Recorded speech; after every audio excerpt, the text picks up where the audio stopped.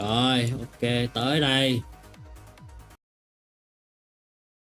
I have played fategrandorder every day for the past 2.5 years, and I have come Chơi 2 năm rưỡi à?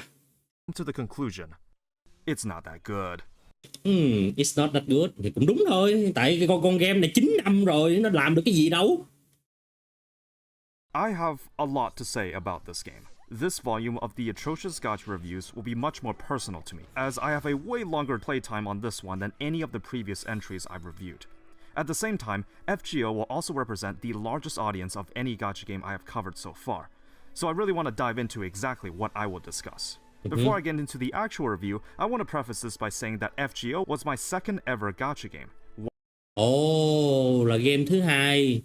Gọi là game gacha thứ hai ông này chơi à. One after Genshin. Sao? Chỉ sau mỗi Genshin à. Started during New Year of 2022 and have been diligently logging in every day from that point onwards.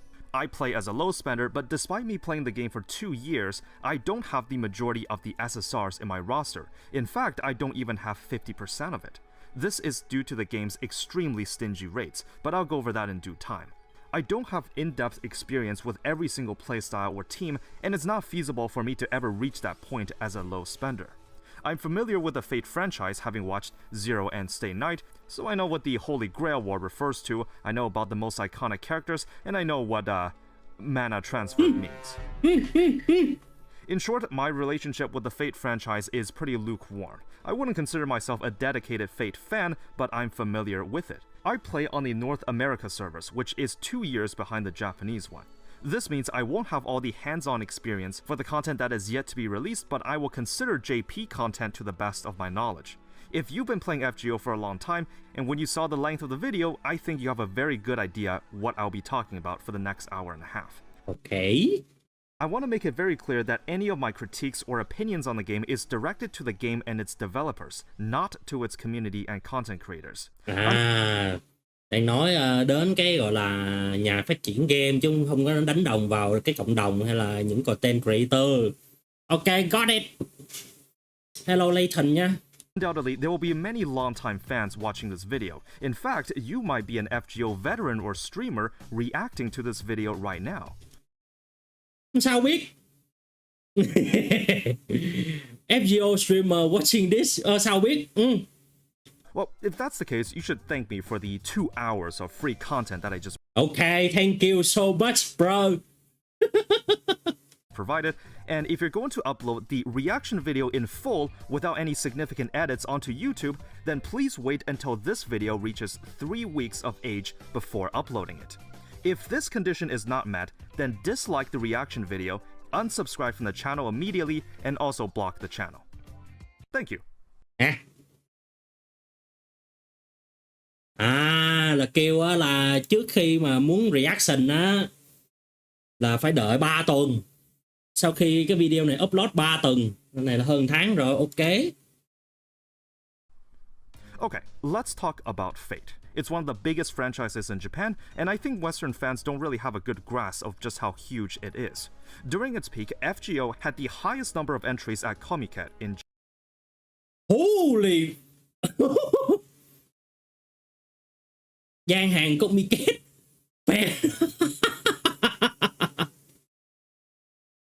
Japan, and it's not even close between it and second place, though VTubers and Blue Archive seem to be dominating the list these days.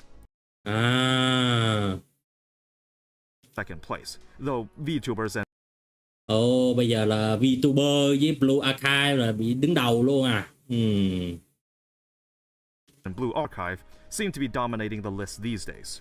It was more talked about than Fortnite and PUBG, and amassed hundreds of millions of dollars in the first 3 years of runtime.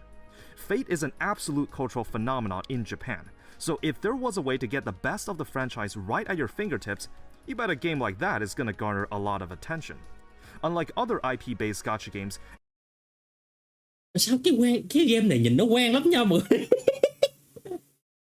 FGO actually expands on the lore of the series quite a lot, bringing in many new flavors to the franchise. For those that never played it, even now, FGO sits comfortably in the top 10 earners in terms of worldwide monthly revenue, which means it shouldn't be unfair to assume that the game is doing a lot of things right. Okay, so my expectations are sky high now. You are one of the best, right? I chose FGO because I heard the story was really good. In fact, this is my... Ông này chọn chơi FGO tại vì nghe bảo cái cốt truyện nó rất là tốt. Ok thì cũng đúng mà. Nhưng mà nhiều cái nó cũng hơi tệ thiệt. Nhưng nó cũng hơi brỡ một tí. One weakness when it comes to choosing new gachas to play. For whatever reason, the gacha game industry is home to some of the best storytelling imaginable. If you say your game has a good story, I will play it. I went into it with an open mind. I knew how atrociously bad the gacha rates were, but I thought if I didn't focus on that, I just try to enjoy the story instead, there shouldn't be any problems. If you ask anyone what FGO is most known for, a lot of its emphasis is on the narrative and characters. Ông này giải thích luôn là nếu như mà kiểu đó, nghe lại. What FGO is most known for. FGO được biết nhiều nhất là bởi cái gì? Thì người ta sẽ trả lời ngay đó chính là do cái story với cái character. Hay còn gọi là servant đấy. Đó là servant rồi những character khác ở trong Atrocious cũng đúng. A lot of its emphasis is on the narrative and characters, primarily the design and illustrations. So if you point at a piece of FGO artwork and say, that looks AI generated, that is one of the most offensive things you can say to this community. Là những cái mà gọi là những cái hình ảnh như này nè, mà kiểu người chơi ngoài cộng đồng FGO á, mà nói một câu đó chính là nhìn giống như là được tạo bởi AI á, là nó kiểu xúc phạm cái cộng đồng này á. Rồi hiểu rồi. Looks AI generated, that is one of the most offensive things you can say to this community. In the end, enjoy the story, I sure did, but I had no clue what I was walking into. Cũng đúng, tại vì ông này nói thì story cũng hay thiệt, nhưng mà nghe kiểu mà nó nhảy vào từ đâu thì chúng ta đều không biết cả, tại vì cái Atrocious nó rộng lắm mà. So business as usual, I will start by doing a background check on the developers of the game I'm reviewing. FGO was developed by a small indie Japanese studio called Delightworks. It was later rebranded to Lasengo, who was later acquired by Aniplex in 2022, who now manages both the JP and the NA servers. To my understanding, Delightworks was a relatively unknown company that was contracted to develop a Fate mobile game alongside one of the original series' primary writers, Kinoku Nas, who assisted with writing the prologue chapter of the game and whose name also phonetically translates to mushroom eggplant. Đúng rồi, mushroom. Ngà nấm. How this one company got the rights for the Fate IP, I have no idea. Nas, alongside Takashi Takeuchi as the illustrator, formed the visual novel company Type Moon, with their debuting visual novel Tsukihime, released in the year 2000. Fate Stay Night was their first commercially released visual novel in 2004, with a follow-up sequel in 2005. I've never seen it myself, but it was immensely popular at the time. Fate in general has grown into a long-standing franchise with multiple forms of media. Ui, cái scene của Fate Samurai Remnant này ngầu thiệt trời. Fate in general has grown into a long-standing franchise with multiple muốn nhìn vẫn đẹp. Forms of media. Tôi nói thiệt chứ cái skin múa này nè tôi rất là muốn có luôn á nha, muốn có trong FGO luôn á, cái skin múa bơ mà Fate Samurai Remnant nó đẹp cực. Còn ông này thì Samsung. Yeah. There's a lot of cool stuff you can find if you look hard enough. They got some other works under their belt as well, but there's no denying that these two are industry veterans. They have influence regarding the direction of FGO narratively, with Nas taking the lead on writing the main story chapters. FGO was Delightworks' first major project, and I did some digging, but they're also the authors of two other games. In 2020, they also released a new gacha game called Sakura Kakume. Năm 2020 họ cho ra một cái tựa game gacha mới tên là Sakura Kakume hả? Never heard of it. Chưa nghe bao giờ luôn á. Lót quá hả? Which is based on the JRPG series Sakura Wars. Well, I'll probably cover this in more detail in a future video, but long story short, this game bombed hard. Huge loss on revenue and investment, it was shut down after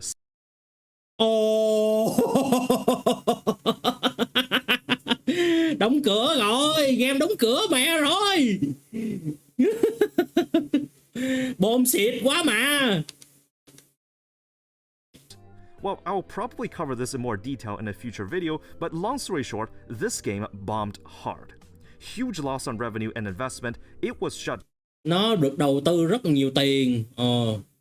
Và nhưng mà không đem lại được lợi nhuận, cho nên là Delight Works, tựa game Sakura này bị đóng cửa vĩnh viễn vào ngày 30 tháng 6 30 tháng 6 2021.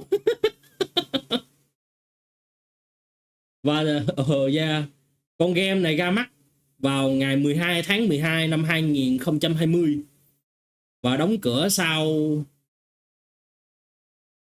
chưa đầy một năm. Chưa đầy một năm luôn. After 6 months.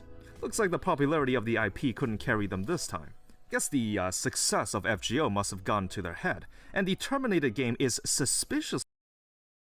This is a web archive for their site 1 month after shutdown Sakura Kakume. The game is never mentioned anywhere. Thậm chí là nó không, nói chung là nó không hề mà gọi là gắn một cái tựa game đó lên trên cái website của họ luôn à. Gọi là nó bị bom xịt tới cái nỗi mà gỡ xuống và không thèm add vô trong website của họ luôn. Sheesh. Missing on Lysengo's website. I know what you did, Delight Works. You can't hide from me. In 2021, they also announced an untitled new game. 2021 họ thông báo là ra một cái tựa game mới sử dụng Unreal Engine 4.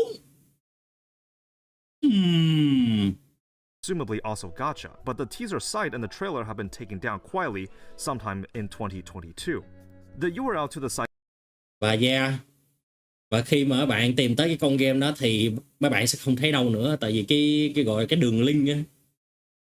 Mấy bạn không vô được nữa. It gives an error and the video is privated. Well, since no one said that I'm not allowed to show it, and since someone in the comments conveniently archived it, here is the trailer for that untitled game. It basically shows a scene rendered in Unreal Engine 4, which is what it was advertised for. Then the screen pans to anime gacha game học đường à. some imagery depicting some cyberbullying themes. The camera pans to some horror elements, then a cut to the teaser screen. No title, no release date. Không có tiêu đề game, không có ngày phát hành, và bây giờ là họ thậm chí là họ để cái video mà trailer này thành dạng video riêng tư luôn cơ. As for the site, it's no longer accessible. But không truy cập được luôn. I wonder if... No, it can't be that easy. So we can't see what the background was anymore, but essentially the game was detailed as a new project for Delight Works using a new engine. There really isn't much to go on except for the... Thằng Delight Works này là nó có cái tham vọng là đưa cái Unreal Engine 4 vào một cái tựa game anime gacha, đúng không? Mọi người nghĩ là có cái mùi á, là tới kiểu 2025 này nè, là 10 năm nó đóng cửa con game FGO, nó cho ra game FGO 2 với Unreal Engine 5 không? Có khi thiệt á. Teaser page, which is pretty bare bones. But we can confirm the DW and Unreal Engine logo at the bottom. Who knows, maybe this project will resurface under Lysengo's authorship. Only time will tell.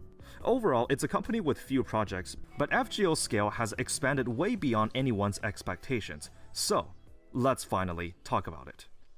FGO JP launched in August of 2015 and the NA server July in 2017. Well, when it first launched, the game wasn't in the prettiest. Cái giao diện cũ. Trời ơi, nó xấu dã man luôn. Cái thời mà chưa có X2 các thứ nè, trời đất ơi, nhìn nó tàn thì thôi rồi. Shape. Obviously, the game engine had 9 years to be polished at this point, so the NA side didn't experience much of the bugs. But to the uninitiated FGO player, you might be wondering, damn, the UI for the game kind of looks outdated.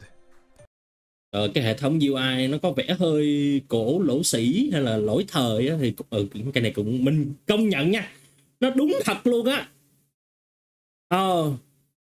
nó cổ lắm rồi, và mẹ mấy cái thằng là single hay mấy cái thằng Aniflex này nè, nó không chịu cập nhật cái mẹ gì hết trơn. Thậm chí anh em nhớ là cái hồi xưa nha, mọi người nhớ là mình đã từng lên một cái video á, là đâu rồi ta, để tôi mò lại cái video cũ đó xem. Là chúng ta cần cái gì? Chúng ta cần cái nút nhận tất cả. Mọi người nhớ cái video không? Đâu rồi, tôi không nhớ là nó nằm ở không biết ở đây có ai biết tới cái vụ mà chúng ta cần cái nút mà nhận tất cả không? Rồi cũng nhất này, cũng ra lâu lắm rồi nha. Lâu lắm rồi. Chúng tôi cái video đó là tôi kể luôn là chúng ta cần cái nút nhận tất cả. Tại vì có một cái đợt, nghe hình như là đợt anniversary á, là họ update ở đây, đúng rồi, 2 năm trước nè. Đây, chúng tôi cần nút nhận tất cả, và mình lên video này là từ hồi 5 tháng 3 2022. 2022 con game này đã ra được 7 năm.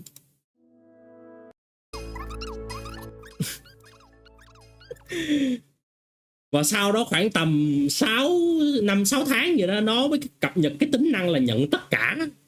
Eo ơi, nó chậm thì thôi rồi luôn á. Yes, that's exactly right. Even by 2015 standards, this didn't look too good. Pokemon Go released in the same year, and mobile game staples like Clash of Clans had already been released with more intuitive UI. There's a lot of general jank compared to other gacha games in terms of today's standards, but the UI will get its turn later in the video. The main thing to remember here is that the FGO project was not the most well thought out or the most well developed. It was originally created as a cash grab mobile game.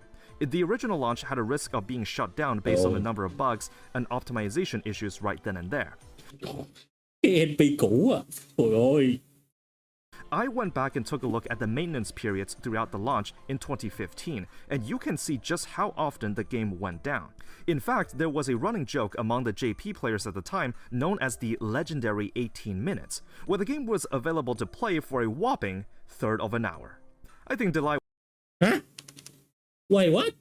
In fact, there was a running joke among the JP players at the time known as the legendary 18 minutes, 18 phút huyền thoại, where the game was available to play for a whopping third of an hour. Là cái tựa game này chỉ chơi được 18 phút. I think Delightworks deserves a pat on the back for that one. During its first Halloween event, there was a limited quest that only lasted for 1 hour. Everyone tried to log in, which overloaded the servers. À, mấy cái event này là nói về cái event Halloween.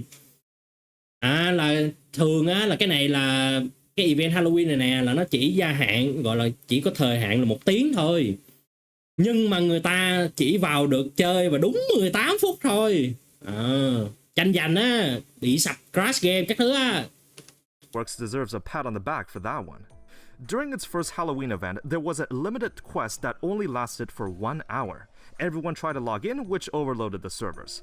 This flimsily put together game engine Bon level 5 max. Bây giờ tụi tôi cần bon 20 đây nè mấy ông ơi, ra sớm giùm mấy tôi cái. will be the crux of a lot of FGO's problems down the line. Let's keep this in mind going forward. So since FGO often ranks in the top 10 and sometimes even top 5 of monthly gacha earners, it shouldn't be unreasonable to have high expectations for it, like in terms of production quality, gameplay, and update schedules. So in fategrandorder, you play as the Master of Chaldea, a novice rookie mage that happened to be at the right place at the right time, who is also canonically heavily implied as underage, despite what the doujins depict. Chaldea is part of a research foundation for magecraft. In 2015, the institution predicted that humanity will reach extinction 2 years later. In order to find the cause of this anomaly, Chaldea has conducted ray shifts into previous eras and found several singularities corrupting. Này là tóm tắt cái story lại thôi mọi người ơi, là nói về mấy cái tổ chức Chaldea, rồi chúng ta sẽ vào vai master của Chaldea các thứ á. Này nói về story, tóm tắt lại story thôi. Humanity's timeline. tasked with restoring the foundations of humanity by recovering 7 singularities formed by the Khôi phục lại omnipotent 7 gì Holy điểm. Grails, the Master, alongside his or her Kohai, Mash Kyrielite, Da Vinci, who is a MILF in the Fate universe, Dr. Roman, Olga Mary, and Professor Lev. And you go on a grand mission to recover the Grails and delete these singularities, preventing humanity from extinction. Now, if I were to describe FGO's gameplay, it would... Oh fuck. Gameplay trừ 100 trên 10. Ok. Gameplay trừ 100 trên 10. Lý do chủ yếu thôi, đéo có auto, đéo có sweep. Gameplay thì ta nói buồn ngủ vậy thôi rồi. Look like an iceberg. On the surface, it looks deceptively simple, but there are so many hidden mechanics that the game doesn't tell you. At its absolute core, FGO features turn-based combat, where you will form a party of 3 servants, with 3 backline members that will replace the servants that perish on the front lines. Each servant is equipped with 3 skills that have cooldowns for a certain amount of specified turns. You will also select a friend support as one of the 6 options, but unlike in some other gachas, you have to select a support. Except for special cases, you cannot bring 6 of your own units into a level. The units you bring can also be equipped with an artifact item called Craft Essence, often abbreviated as CE. The rarity of the unit and CE contribute to the total cost of the... Đây là người chơi mà 2 năm rưỡi người ta làm video này chứ đâu giống như kênh M nào đó đâu. Ăn cắp video, editor ăn cắp video của tôi không nói gì luôn, rồi làm thậm chí là làm sai từ lưa tới le hết trơn. Chịu. Giờ kênh M nó khai tử rồi. Trở thành kênh M công nghệ rồi chứ giờ đâu còn M mobile nữa đâu. Đét rồi, từ sau cái quả mà mình cho bông gậy là cái kênh đó là nó không vượt, không gọi là không ngóc đầu lên được luôn á. Party, with the higher rarities costing more. Even if you reach the higher player levels, you cannot bring a full party of 5-star units or CEs, so you do have to at least use a few units of lesser rarities, or just give up a slot entirely. Luckily, something else I quite like about FGO is that some of the low rarity units are actually pretty good. And thì cái này đúng nè. Là ông này ông đang nói là có những servant rarity thấp 1, 2, 3 sao nhưng lại dùng rất là ngon. Cái này là không đùa nha. Giống như trong trường hợp hình ảnh hiện tại này là Uchiwa Kamaru là một servant 3 sao cũng thấy ngon lắm ấy nha. Ngon lắm á. couple I still run in the... Nó ngon hơn cả một servant 5 sao nào đó class Archer. late game. The typical team consists of 2 supports and 1 DPS on field, but this is not a hard requirement and you can basically run whatever. The backline members exist to replace downed servants, and the last slot, usually referred to as an anchor, is used by a strong solo unit with great survivability to close out the fight before you run out of steam. Each servant has 5 cards in a deck, and it consists of 3 card types. They will have access to their Noble Phantasm, so when the NP gauge is at 100% or above, the NP card can be selected during your turn as its own separate card. Each non-NP card, also referred to as a face card, can also crit, depending on the number of stars currency you have. 1 star equates to 10%, but since critting is an all-or-nothing mechanic, you're gonna have times where you hit a 10% chance and miss 90% ones. Đủ cây đấy. Là đang bảo là cho dù bạn có 90% crit rate thì bạn vẫn sẽ vào lọt cho 10% còn lại. Nó lại chả đúng. Nó đúng quá còn gì nữa. All or nothing mechanic, you're gonna have times where you hit a 10% chance and miss 90% ones. The 3 card types in the game are Buster, which does the most damage, generates a small amount of stars, and does not increase your NP gauge. Arts, which does medium damage, generates the most NP gauge and generates very little to no stars, and Quick, the weakest card type in terms of strength, generates the most stars and increases the NP gauge by a little. Each servant has a slightly different deck, so the 3 card types can be distributed a bit differently. During a turn, the game will select 5 cards at random, and you will choose 3 to use. Since there are 3 servants totaling 15 cards, they will cycle through every 3 turns, assuming you don't specifically use a deck shuffle effect. The 3 cards selected will have its effects modified depending on which ones you picked. The first card, often referred to as the lead card, will determine the effects of the subsequent 2. Buster will slightly increase the damage, Arts will slightly increase the NP gain, and Quick will increase the number of stars gained. And đúng rồi đó, làm đúng nội dung phết rồi đấy.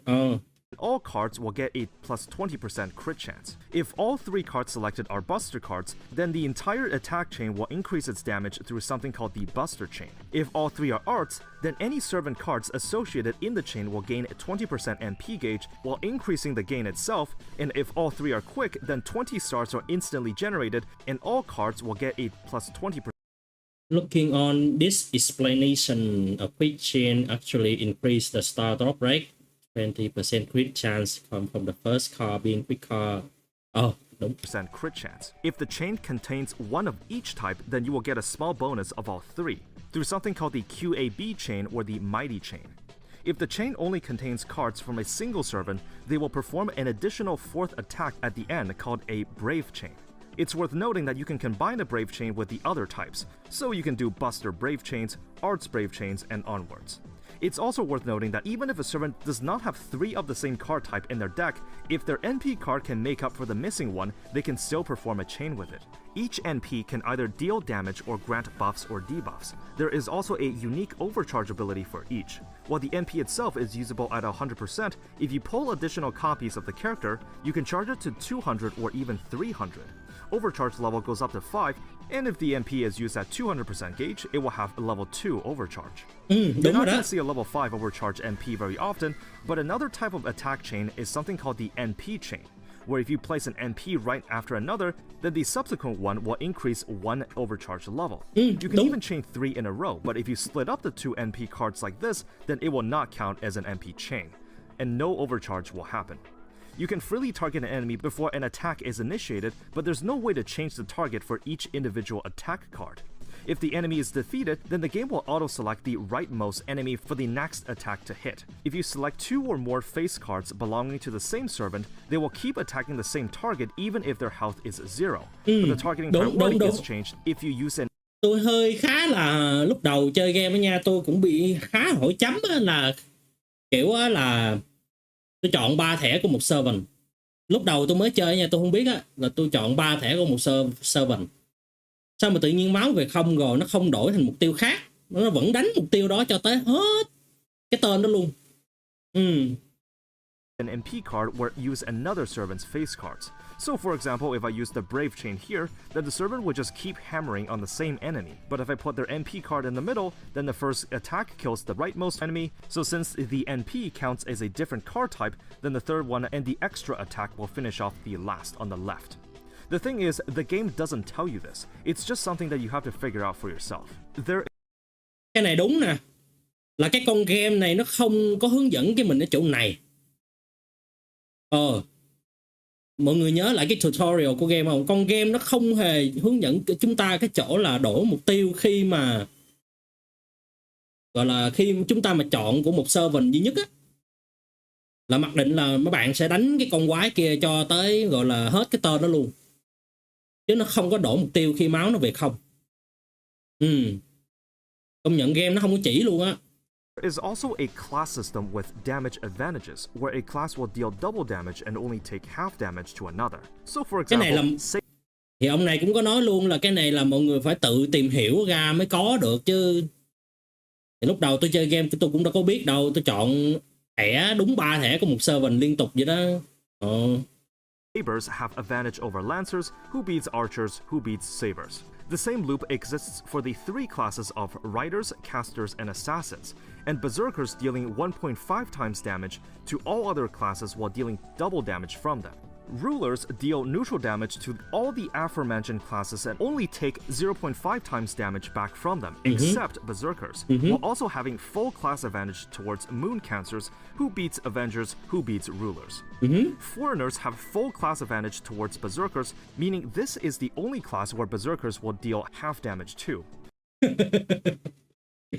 Cũng hơi khó hiểu nhưng mà thôi, game nó làm sao thì mình làm theo chị thôi. Foreigners also deal and take double damage from other foreigners and also have class advantage towards pretenders. Now, pretenders have half class advantage towards the knight classes, or sabers, archers, and lancers, where they deal 1.5 times damage towards them, but only dealing half damage for the cavalry classes of riders, casters, and assassins. But all of these classes will deal neutral damage back, And the pretenders also have full class advantage towards alter egos, and these guys are the other way around. They deal 1.5 times damage to the cavalry classes, but half to the knight classes, and they loop right back to having full advantage towards foreigners. There's also the elusive Shielder class, who takes and deals complete neutral damage to all classes. But there's only one Shielder in the entire game, and that is your Eggplant Kohai.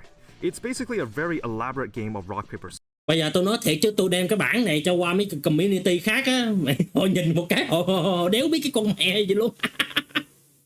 tôi nói thiệt á nha. Bây giờ bạn đem cái bản mà gọi là mấy bạn có gọi là đi lùa gà á, làm ơn mấy bạn đừng có show cái bản khắc class này ra, họ sợ á. Hãy dụ họ bằng cách đưa 20 của character ra, chứ đừng có đưa cái bản khắc class ra nha. Đưa cái bản khắc class này ra xong là mấy bạn không có lùa được đâu. scissors. That being said, since I've got a sizable amount of gacha games under my belt at this point, FGO's class system is the most extreme I've seen. Usually a class where element can deal a bit more extra damage to another, but dealing double damage while only taking half damage from an enemy is kind of a big deal. Even if a servant does special damage towards an enemy with a specific trait, why not just bring someone with full class advantage? Each servant also has a set of passive abilities, which are usually just small bonuses here and there, but some of the recent ones can get pretty creative. For each battle, you are also equipped with something called a Mystic Code, essentially just an outfit that gives 3 master skills for you to use.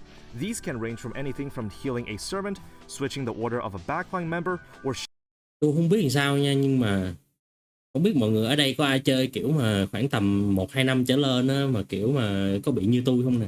Tôi chơi con game này cũng được 4 năm rồi. Và cái hệ thống class của nó nha, tôi nói thiệt chứ lâu lâu á tôi bị quên là cái class đó nó khác class nào.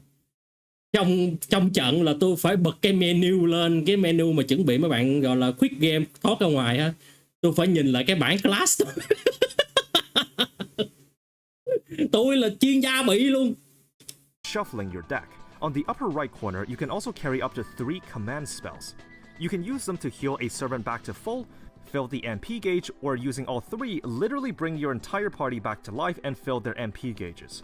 One is refreshed every day at server reset, though the 9th anniversary will refresh all 3 per day on JP now. If only Shiro had this ability in Stay Night.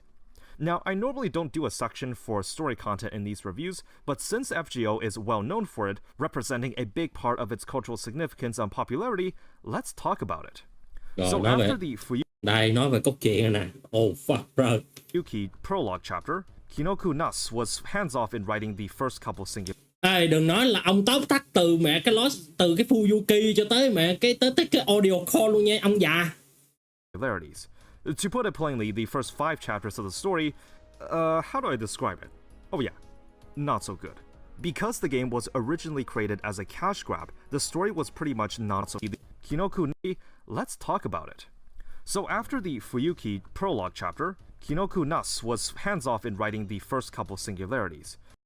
Là sau cái dị điểm F là Fuyuki là sẽ có mấy cái dị điểm tiếp theo thì công nhận cái story của mấy cái phần sau Fuyuki, mấy phần đầu nha, nó không được tốt cho lắm. To put it plainly, the first 5 chapters of the story, how do I describe it? Oh yeah, not so good. Because the game was originally created as a cash grab, the story was pretty much non-existent. Orleans was really just a fan service for John. Chuẩn mẹ rồi. Cái chapter Orleans là dành cho fan service của John Dark chứ đâu nữa, chuẩn mẹ rồi còn đâu. One of the most popular Fate characters, and Septum was really just fan service for Nero Claudius. Đúng, Septem là của Nero. Chắc chắn đúng rồi. Who has turned into a waifu in this universe. When they adapted FGO into anime, they only adapted the prologue and singularities 6, 7, and the finale. The story battles were 6, 7 and finale. Về điểm 6, 7 và... rồi, đúng rồi. Đúng. Not very creative either, and the difficulty is pretty much a joke. That is, until you actually get to the good part. They realized that despite all the game's shortcomings, the game was doing well. In an effort to increase player interest, they thought, wait a minute, people are actually playing this. Maybe we should actually write some good stories. The Camelot arc was the first to receive proper care from writers, with Nas coming back as đường tăng này có đường tăng ở trong game, chúng ta không cần đi lấy kinh nữa đâu nha mọi người. the primary creative director. There was an infamous difficulty spike where this guy with the power of the sun stops you right in your tracks. Now, I often prefer games with a more gradual slower coming back. The Camelot arc was the first to receive proper care from writers, with Nas coming back as the primary creative director. There was an infamous difficulty spike where this guy with the power of the sun stops you right in your tracks. Cái này chuẩn nè, nó đéo sai đâu. Là khi mà bạn bước vào Camelot đó nha, là cái thằng này là cái thằng đầu tiên là mấy bạn sẽ thấy khó chịu nè. Tôi thề luôn nha, là cái thời đợt mà tôi chơi đó nha, lần đầu tôi chơi tôi gặp thằng quỷ này nha, tôi phải lên group tôi xin friend để qua được cái thằng cha này. Khó chịu vậy. Now, I often prefer games with a more gradual slope for difficulty, but as I mentioned in the Path to Nowhere review, I understand that some players actually like sudden difficulty spikes like this one, where it forces you to approach the game differently, and you can't just solve anything with your broken friend support. Anyways, Camelot represented a major turning point in FGO's development. Alongside the next singularity, Babylonia, the game was able to reach the apex of its popularity in the 2016 and 2017 period. The world genuinely felt alive and the characters were fleshed out. The fights were no longer huge enemies with inflated health bars, and some bosses have some pretty interesting gimmicks. For the time, I didn't regret my decision to start this game at all. I mean, the story was scattered in bite-sized pieces, so I didn't have to commit too long when I was commuting to university at the time. I mean, the full party revives with the command spells makes it so that even if you don't care about pulling for meta units, you can still enjoy the story despite the difficult encounters. After Babylonia, it was time for the finale of the main story chapters. The Solomon raid of 2016 was arguably FGO at its peak. All masters were tasked with bringing down the 6 demon pillars in order to access the final boss and finish the story. It was an exciting era, and there was no better time to be playing FGO. And the final boss encounter, possibly one of the hardest for its time, was truly challenging and deserving of its hype. Or, you know, you can just cheese it. Anyways, after the main arc concluded, there were also...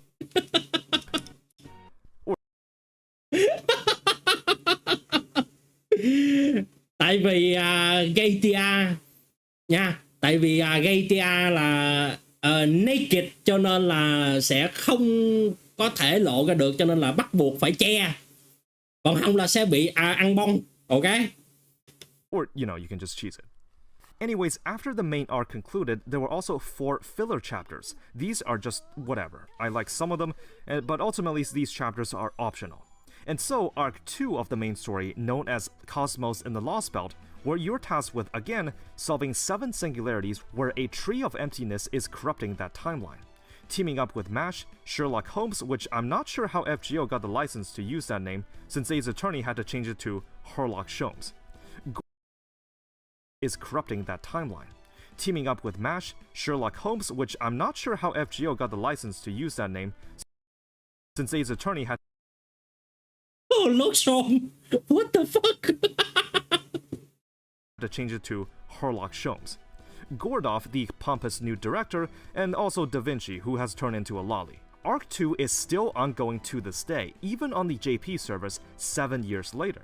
I think a lot of the aspects of storytelling and gameplay have improved in the second arc. The bosses have the break bar mechanic, where you can only deplete a maximum of 1 bar per turn, so you can't just stack every possible buff in existence and blow away the boss in a single turn. The designs are more intricate, where there's some encounters where you're actually up against another master.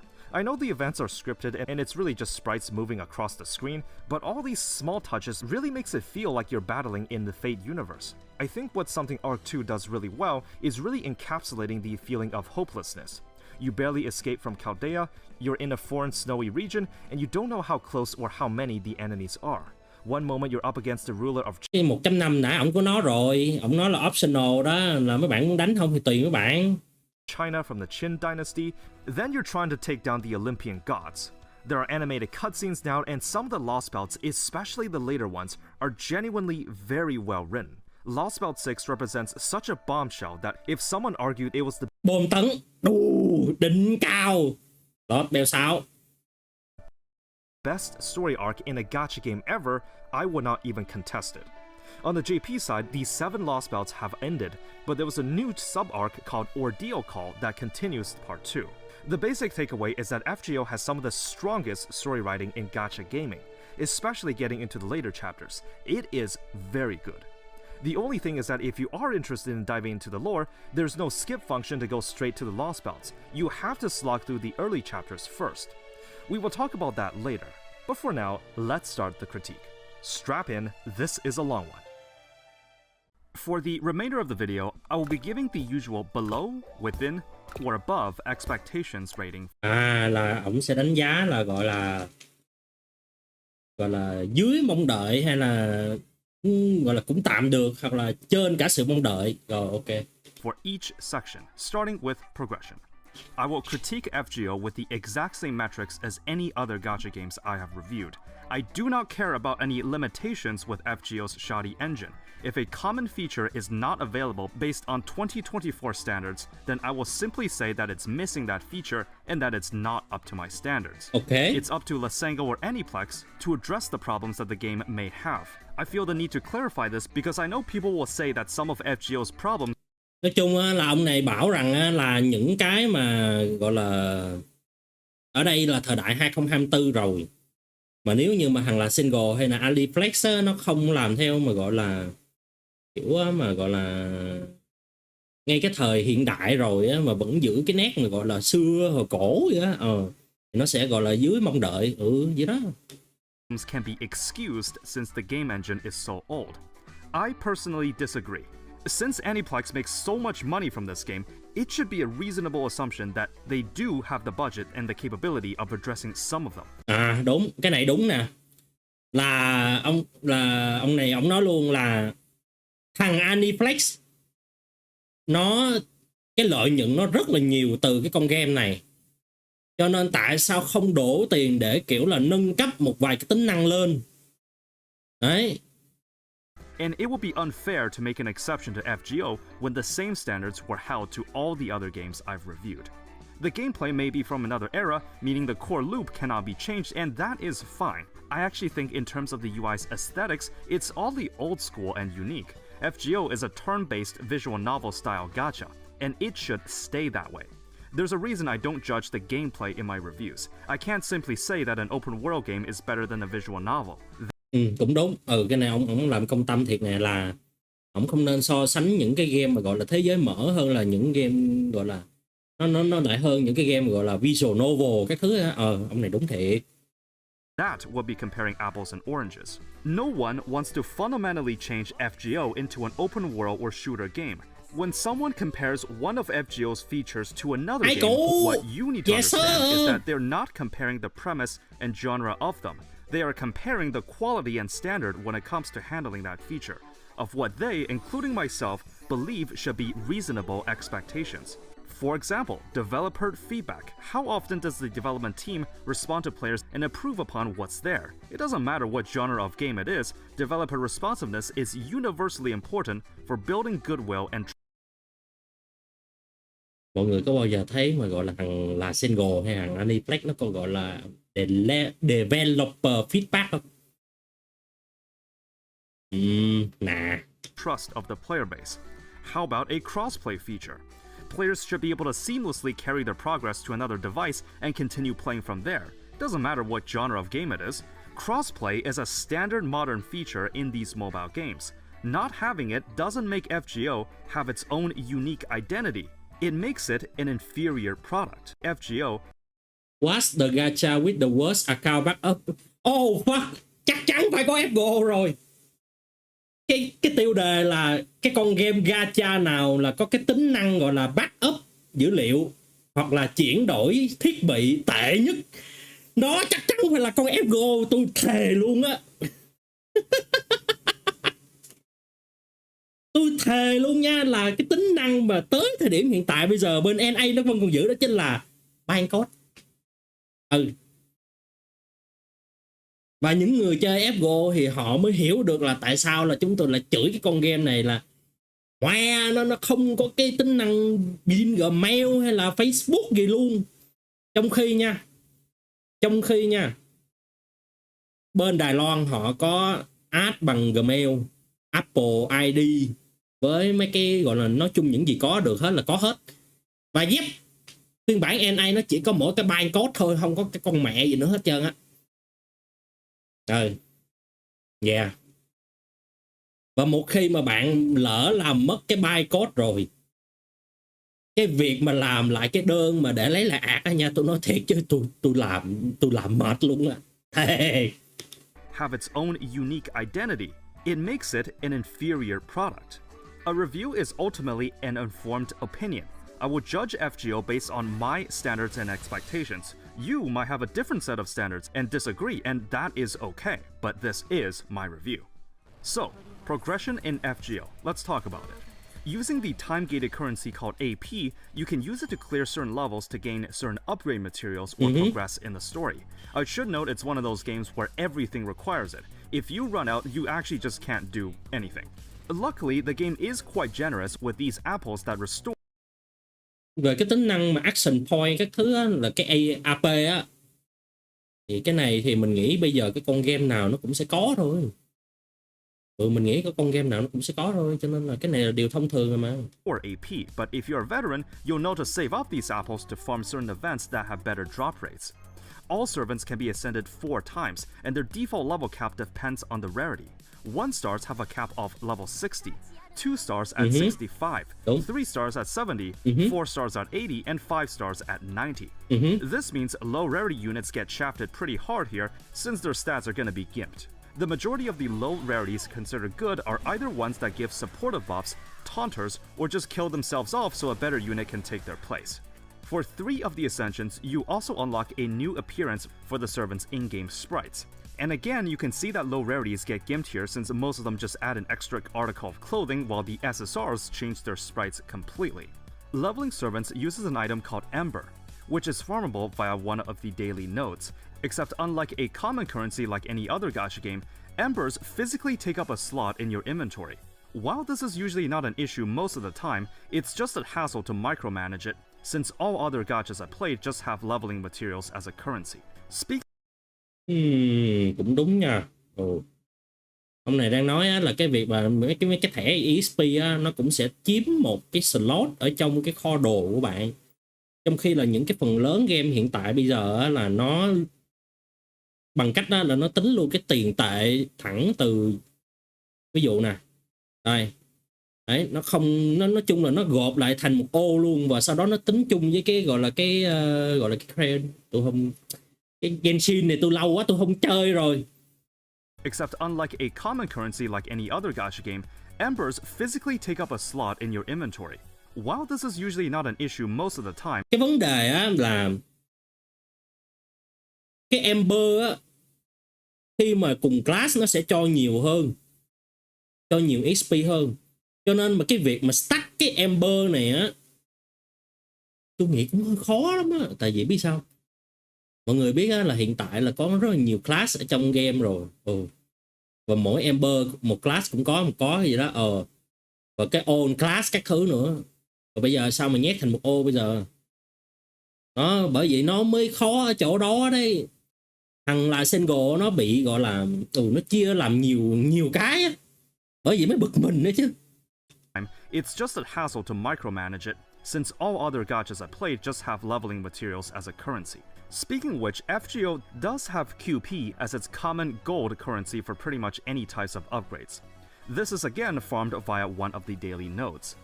The numerous other upgrade materials are either farmed via a free quest in the game world or purchased from the shop, usually during events. Most will argue that it's best to hold out until an event sells them, since it's typically not so AP efficient if you do farm it manually and drops are not guaranteed, so you can literally run through the level multiple times just to get nothing. There is a separate type of upgrade cards called FOMO, which you can feed to a servant to permanently raise their base stats. You can feed up to 1000 points of FOMO for HP and attack respectively. You can raise it for another 1000 with gold FOMO, which is given out a bit more infrequently. When leveling skills, the cooldown of the skill is decreased by 1 turn whenever the skill hits level 6 and 10, which is the maximum, and I don't believe there has been an exception to this rule. Craft essences can also be leveled and limit broken. Lower rarities having a lower cap than the higher ones. These can give either HP or attack or a combination of both. You can level them by using other CEs or specific XP CEs. If you pull multiple copies of a unit, you can upgrade their NP level, which increases the damage, assuming that it actually does damage, or the potency of any buffs or debuffs. Cái thời đợt á mà tôi có thằng bạn nó chơi cái tôi có thằng bạn nó chơi cái Genshin. Tôi rủ nó qua chơi thử FGO thử xem, thì nó cũng có qua, nó cũng chơi thiệt. Nó hỏi tôi về cái hệ thống Noble Phantasm này. Nó hỏi tôi, ủa nếu mà tao roll trùng vậy đó, tao có được nâng cái gọi là cung mệnh lên không? Tại vì bên Genshin gọi là cung mệnh mà đúng không? Thì mình cũng nói, tôi cũng nói là gọi là yeah, đại loại thế. Thì nó hỏi tôi thêm một câu nữa, ủa vậy nâng cung mệnh thì được cái gì? Tăng cái lượng đam đầu ra hết. Một là tăng cái lượng đam đầu ra, hai là mở móc khóa để overcharge dễ hơn. Ở móc 200% overcharge và 300% overcharge rồi hết rồi đó. Không có thêm hiệu ứng khỉ gì nữa đâu. Rồi nó mới quay qua nó hỏi tôi, what the fuck? Thế thôi á? The NP level can go up to a maximum of 5, but the biggest change will be from NP level 1 to 2, which grants the most amount of damage increase, while the later ones slowly give diminishing returns. NP levels will also increase the default overcharge limit so that you can raise your NP gauge above 100%. Since some low rarities are pretty good too, you can basically just imagine this as a freebie. Each of a servant's 5 cards can also be equipped with a command code. They are essentially small boosts whenever that card is used, like generating stars or NP, afflicting a status effect, and so on. Command codes can be obtained via clearing certain event quests, some of them pulled on the friend point gacha too. Most of the time, these are small upgrades to your characters, but there are a couple units that can benefit a lot from these, such as Robin Hood, who deals more damage to targets afflicted with poison. A servant's command cards can be strengthened by using an item called Beast's Footprint. Má cái chân phu nhai nhiều WP vậy đó. Hey. You can get one of these every 7 days of login. I mostly forget this thing even exists, but in case a certain card is used by that unit a lot, you can put upgrades into this. You can increase the max level cap of a servant to 100 using Holy Grails, which increases by 5 levels when used before level 90 and 2 levels after that. You can level to the absolute maximum of level 120, but it takes an absurd amount of resources in another currency called servant coins below 20, but it takes an absurd amount of resources. Trời ơi, hôm bữa có bạn kêu tôi, hỏi tôi, anh ơi anh có cày thuê lên chị 17 lên, hình như là cái đợt đó là đợt NA. Phải nhắn tin inbox đi hỏi tôi, anh ơi anh có nâng có hỗ trợ nâng chị 17 lên level 120 không? Thì mình cũng nói là có. Thế em đưa ạt cho anh đi, rồi anh bắt đầu vào anh cày thuê thẻ XP cho em. Xong khi mà tôi vào ạt rồi, cái số táo còn lại, táo vàng còn 3 táo, táo bạc còn 2 táo, táo đồng còn 4 táo. Eo ơi, táo như này em định 120 tới khi nào em?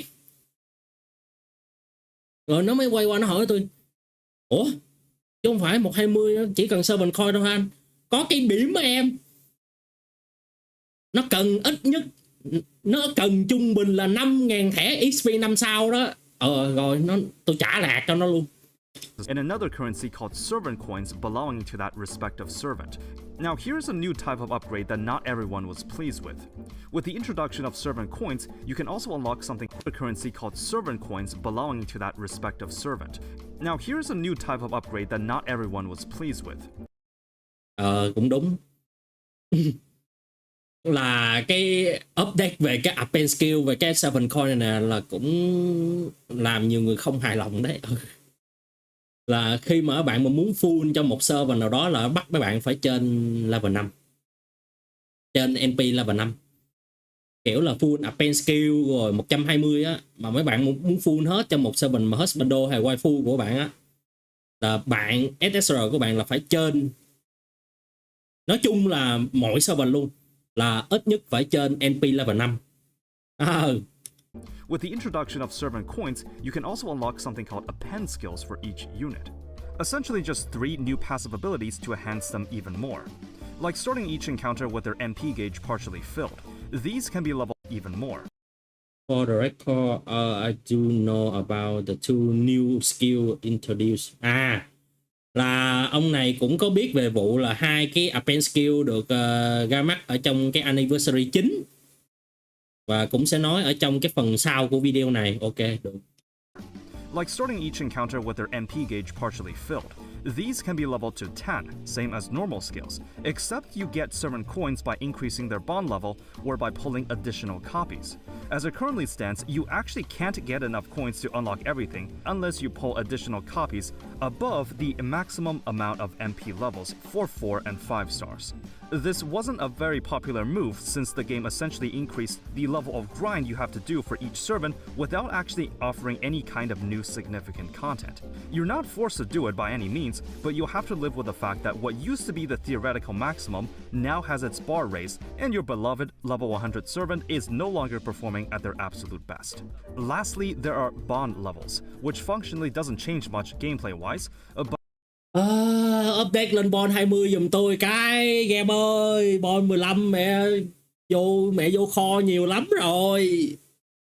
unlocks new voice lines in the menu. At bond level 10, you get a unique bond CE for that servant, but this is widely debated as a questionable mechanic since the stats on that CE is fixed and gimped to provide less bonuses than a normal CE. The majority of them are not used, but there are some that are pretty good. An easy solution is to just add the effects of the CE as an additional passive ability, but that would actually require work from Lasengo's end. You can increase the bond past level 10, but doing so requires a Lantern of Chaldeat, which is given out rather infrequently. These are the ways you can beef up servants. When you complete daily quests and through other means, you get a currency called Mana Prisms, which can be spent in the monthly shop rotation for đang nói về Mana resources. Prisms. When you pull an additional copy of a servant that is max limit broken, that is also a 4 or 5 star, you get units of Rare Prism.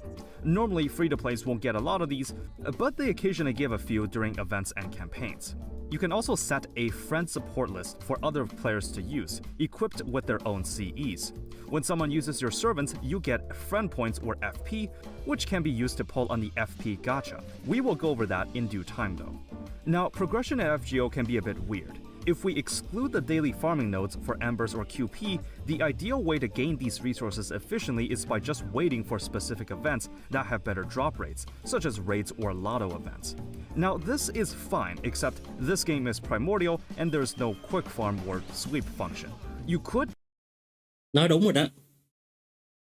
Ông này đang nói vô cái trọng tâm là this game does not have a sweep function, là không có gọi là không cái tính năng quét đó mọi người. Cái game này nó muốn níu kéo người chơi bằng cách đó là bắt người chơi phải tự động farm mỗi trận vậy đó, và nó không có cái tính năng quét. painstakingly do each level the normal way, but there is a better method. From community efforts, you can do something called 3-turn farming, where if you have a compatible damage dealer and a meta support, and if you bring another meta support from your front list, the idea is that since buffs last 3 turns, and there are usually 3 waves of enemies, if there's a way to use a damage dealing NP every turn for 3 turns, you could beat the level with minimum effort and clear time. As of now, there are Trời ơi, đang nói tới cái game mà ai nói về FGA nữa đâu. Trời, FGA là ứng dụng ngoài mà. Đang nói tới con game mà. multiple ways to achieve this. With each of the 3 card types, though, quick is a little bit scuffed. You'll have to wait until one of these metas. With each of the 3 card types, though, quick is a little bit scuffed. Quick nữa rồi, lại là quick. You'll have to wait until one of these meta supports go on rate up, but getting one of them can make your life significantly easier. Even with 3-turn farming, because you're generally going to use your AP apples for these events, it's still going to take quite a while to tap away and use up all of it. And you technically don't have to do this, but because the value of these raids and lotto events are so huge, this is what the community would generally advise you to do for progression. Since NA is 2 years behind JP, you can literally predict which events will come out at roughly what time and prepare for them. Progression is the least of FGO's concerns. I know there's some quality of life features missing, like auto farm or fusion mechanics to craft certain materials, but the grind is pretty par for the course for a gacha game. It gets a within expectations rating from me. In terms of progression alone, I think it's fine, but mechanics to craft certain materials, but the grind is pretty par for the course for a gacha game. It gets a within expectations rating Đang ở trong sự mong đợi ư. from me. In terms of progression alone, I think it's fine, but the idea for waiting for specific events to progress faster is admittedly quite unique in the gacha space, but I don't think it's deserving of a failing grade. Okay, so that last portion you just heard there was the original version of the script. However, now that the 9th anniversary announcements have come out, an egregious thing they did was adding 2 new append skills. One that increases the crit damage, and another that literally reduces the cooldown of a unit's skills for one time. This is actually kind of a big deal. From my 2 years of playing, I never really gave it that much thought, since one copy of an SSR is enough to unlock one append skill, and typically it wouldn't be that big of a bonus anyways, and I was willing to give it a pass. Now though, this has changed. If we assume that no changes are made to the servant coin system, this makes it so that if you want to max out a servant, you literally have to pull multiple copies of them to do so. I understand there's usually a way for players to limit break units in a gacha game for more power, but this is too much. Not only are the limit breaks more desirable than before, you have to spend more resources and time grinding away at it. I will touch on the 9th anniversary announcements again near the end of the video. I was originally going to bump down the rating, but given they were able to respond to the situation by allowing you to transfer an append skill in place of another, it's at least something. I don't know if allowing you to transfer an append skill in Ở trong tương lai á, thì là single cũng có nói luôn là trong tương lai là các bạn có thể chuyển đổi các append skill giữa append skill này sang append skill khác. In place of another, it's at least something. I don't know if any changes will come to the servant coin system. It hasn't done so for the past 2 years. I'll stick with the original rating, but just know this is teetering very close. Gacha and monetization. Gacha và kiếm tiền. Oh fuck. Here we go. FGO is infamously known for its brutal gacha system. Even long-term players will nod their heads and agree, saying, yeah, we know, it's hell. But just how bad is it?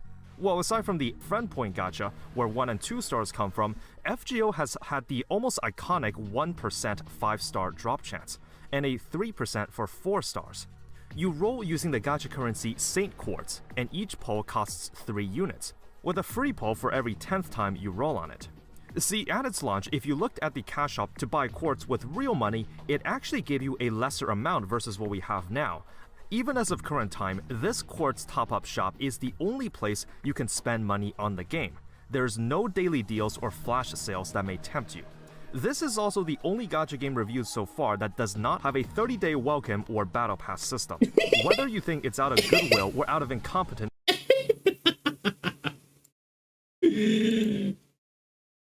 đúng mẹ luôn. sales that may tempt you. Không hề có battle pass, không hề có gọi là 30 ngày kia. This is also the only gacha game reviewed so far Không that thể does khác. not have a 30-day Không welcome ưu or đãi battle nạp lần đầu. Nó vẫn giữ nguyên cái đó. Chịu ơi. pass system. Whether you think it's out of goodwill or out of incompetence for not knowing how to monetize their game, what lies is a fact that if you do spend money on the game, you have to do it here. In other words, you know exactly what you're doing. As for the SSR rate up, there is a 0.8% chance to drop, or 80% of the 1% overall chance. But this actually used to be only 0.7% in the past, and the free 11th poll didn't exist. Oh my god, trời ơi, cái thời chưa có X11 đây nè, chứ đâu. Tôi thề luôn. 30 quạt cho 10 roll. Chưa hề, cái này là chưa hề có cái định nghĩa là gọi là 11 đâu. Và hồi xưa nó còn ác hơn ở chỗ là mọi người biết một roll là bao nhiêu quạt không? Là 4 quạt á. Hồi xưa thời kỳ sơ khai của game á là một roll là 4 quạt á. For the rate up SR, there is a 1.5% or 50-50 coin flip of it being the rate up, but this has increased to 2.1% as of the 7th anniversary. After 330 pulls, if you still have not received the rate up SSR, you are guaranteed to pull it. If you're wondering why it's 330, that's due to the 11th free pull after 30 multis, or the equivalence of 900 SQ. What's more, the pity is disabled when you pull cái hệ thống PT đồ bill ấu me đó thiệt chứ. Ê, vì chúng tôi cảm thấy rằng là PT 900 quạt cho một cái PT và không được reset, chúng tôi cảm thấy không được chiều lòng người chơi cho lắm. Cho nên ở Anniversary 9 chúng tôi sẽ update một cái thứ nhỏ nhỏ, đó chính là sẽ reset lại PT khi mà bạn ra SSR banner. Hold the first copy of the raid up, and it does not carry over to the next banners. I'm just gonna straight out say it. This is a laughable excuse of a pity system. Okay, so this is a last minute addition, but as of the announcements of the 9th anniversary, the pity system still doesn't carry over across banners, but it's no... Yeah. Họ reset cái PT, nhưng cái PT của họ không cho bê qua cái banner khác á. Nó vẫn là vấn đề thôi. Tại vì những người chơi free to play á, muốn tích được 900 quạt để được cái PT á nha, không phải chuyện dễ đâu. Tôi nói thiệt, chuyện đó không có dễ đâu. No longer disabled after one trigger. It's still 900 quartz for the limit, so baby steps, am I right? See, there's a popular saying in the player base. You don't choose the servant chooses you. Đúng mẹ luôn. Master, chúng ta không được chọn servant đâu nha, mà servant chọn đấy. Servant nào ra thì mình phải dùng servant đó thôi. A couple years ago, this pity system actually didn't even exist. If you are not able to pull the raid up, then you better keep trying until you do.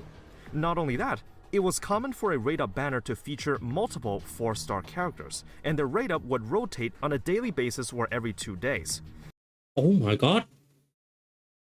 Ây vô, cái thời này, cái thời mà nó xây tour SR đây nè mọi người, là chỉ có một SSR chủ đạo và nó xây tour banner cho SR á. Trời ơi. 4-star characters, and the raid up would rotate on a daily basis or every 2 days. Players would roll on the banner when their desired 4-star was on raid up, since the chance to pull it is 1.5%, half of the 3%. But when the pity was introduced, banners now split the raid up chance for 2 4-star servants, meaning the individual rates to pull either is now split even more. I look at the many forums where players weren't able to pull one copy of their desired unit even after months. Yeah, và mình nói luôn là SR nó vẫn không có cái bảo hiểm đâu nha mọi người. Yeah. Mọi người còn nhớ là con NP5 mà cái con Baguette Archer của mình không? Hình như là 7 gói đó.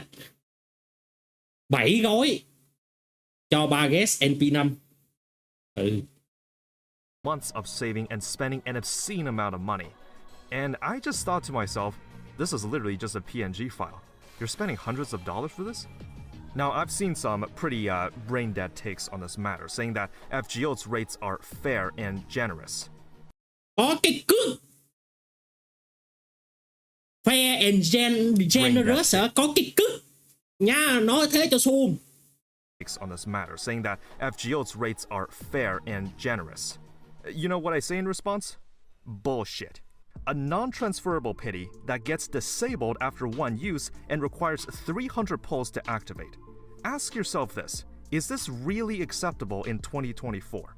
Nikkei has the Spark system where you can hang on to these mileage tickets for as many and for as long as you want, traded for 200 per rate-up character. Limbus Company's top-up packs are so generous that the $1 pack can buy you 10 daily pulls with the first top-up bonus. In Reverse 1999, after an SSR goes on an initial banner for 3 patches, they're added to the permanent pool, so Tooth Fairy released in 1.2 will be able to spook you from 1.5 and onwards. Last score sắp đổ bộ về NA chưa hả? Ui, còn lâu bạn ơi. Myself have a set of standards when it comes to how a gacha system is handled. There's a reason FGO is the butt of every joke when it comes to this. Well, the rates are bad, but at least it's not as bad as FGO. That quartz count better read 900, or else you ain't guaranteeing anything. Despite all of this, FGO has one of the most dedicated and committed fan bases I've seen. During its peak in 2017-ish, FGO was leading the top charts in terms of revenue. So even without a pity system, watching people throwing away their money at this game is unimaginable to see. When your live chat literally tells you to stop polling and pay rent instead, maybe it really is time to stop. This is when gacha games were relatively underground, but while you hear about the rise of loot boxes or grinding battle passes, FGO went completely under the radar by major Western news outlets. Despite this, this game has insane retention of its existing player base. Like a sad case of Stockholm Syndrome, there is a sizable section of players that no matter how poorly the game treats them, they will keep playing, and they will keep coming back like cockroaches. Nói chúng tim đen thế bro. Ông này bảo á, là cho dù cái con game này nó tệ đến mức nào đi chăng nữa thì người chơi thì vẫn sẽ chơi thôi. Nói chúng tim đen thiệt sự. Like a sad case of Stockholm Syndrome, there is a sizable section of players that no matter how poorly the game treats them, they will keep playing, and they will keep coming back like cockroaches. I've seen players announce that they will save up for the next 2 years, then go all in on one servant that they saw on the Japanese servers. That is true dedication. It should be made clear that not getting what you want after diligently saving up for months feels absolutely disheartening. It feels like the game is not respecting your time and dedication. In today's gacha scene, a pity is the one trump card that you have as a player. It's the safety net to catch you in case you get screwed by bad RNG, and in my opinion, is considered a standard to have. I've stated this in a previous video, but if a gacha game I review does not have a pity system, then it's an instant failing grade for this section. The pity is the light at the end of the tunnel. No matter how atrocious your luck is, you can at least see the finishing line in the distance. Because if it doesn't exist, then aren't you just gambling? I know reaching 330 polls without the rate up is unlikely, but the chance of it This fucking game is so fucking gambling right now, bro. Is not zero. I know this because it's actually happened to me once. It's like a creeping sense of anxiety that you know that you can throw hundreds if not thousands of dollars at the game and it will refuse you to give you what you want. It has happened before, and it will keep happening. Going back and looking at some of the forums years back really makes me want to ask, but damn, are you okay? But then again, before Cảm ơn bạn Tú nha. Thank you bạn vì đã đăng ký kênh nha. Thank you bạn nhiều nha. I start pointing fingers at people accusing them of having gambling problems, part of the blame does lie with you. You kinda chose to buy into this system, so in a way, if you believe this game isn't respecting your time and money, yet you keep playing it, that's on you. If I catch you topping up the most expensive quartz pack and you're rolling without a pity system, then I'm still gonna go, damn, you just gambled away 80 bucks. When I saw my same quartz count go from 1400 to 500, I thought to myself, what if something like this happens again? What if I save up to, let's say, 800 quartz, go for my next target, and then they just don't show up? How would I feel about the hundreds of resources that I piled up? How would I feel about the billions of QP that I have and nowhere to spend it? It's not the same as having a mileage system where the pity is retained. If you want to maximize the chances of your desired targets, you can't even try to dip into other banners. I also want to talk about the exclusivity of some servants. The majority of the shiny Oh my god, exclusive servant. Những servant độc quyền. Oh my god. Những cái servant này tôi nói thiệt chứ. Giống chị 17 là tôi không biết sắp tới bên GP nó có rank up không nữa, nhưng mà mất tích lâu rồi. 25 stars are limited, meaning you have to wait until a rerun of them to have a chance of obtaining them. There are a couple here and there that are added to the standard pool, and there's also the weird story-locked servants, where they can drop as part of the story banner, which is permanently available, except they are blended in with the standard pool as well. So even if you waste your quartz rolling on this banner and get a 5-star, you are not guaranteed to get a story-locked servant. You could just get spooked by a permanent servant instead. What is even the point of this banner? I haven't even talked about the 4 stars because FGO has a lot of them too, and at times, even 3 stars locked behind limited banners. This game is home to some of the most diverse and well-designed characters, both in terms of aesthetic and gameplay. I think it's such a shame that these stingy rates make getting most of them extremely inaccessible. For the record, in case I forget later, there is an item called the Unregistered Spirit Origin. Holy fuck, this fucking bullshit right there. It's right here. This is some fucking bullshit. Or USO for short, where you can exchange 10 of them for a on-rate-up character. How do you get USOs? That's the neat part. You don't. Only if you pull an additional copy of a 5-star that you have already max limit broken can you actually get one. Due to the stingy nature of the gacha system, only mega whales will be able to take advantage of this mechanic. Even if you gave a free USO for every player, it will be completely useless for like 95% of them. In terms of other types of monetization, as stated before, there is no such thing as a 30-day supply or battle pass. FGO came out before the craze of battle passes in the 2017 period, but I don't see how they can't implement one now, since if there was a good way for low spenders to dip into better resources, I would actually consider paying for it. The only valid way, or I guess two ways, is to buy the paid sync quartz for the daily paid pull, which is 66% off but requiring a paid SQ instead. The other way is the special banners that occur twice a year known as the GSSR or Guaranteed SSR. These banners will include a predetermined pool of limited servants, and you are guaranteed to draw at least one of them at random. These banners can only be pulled on once, and they occur at New Year and Anniversary. They cost 15 paid quartz to participate in. Cái vấn đề của nó là mấy bạn phải bay tiền thật vô đây đó. Oh fuck, cờ bạc đúng nghĩa luôn mà. 15 paid sync quartz will cost around $15, minus some uneven purchases with the packs. In the context of gacha games, $15 for a guaranteed limited SSR is a steal.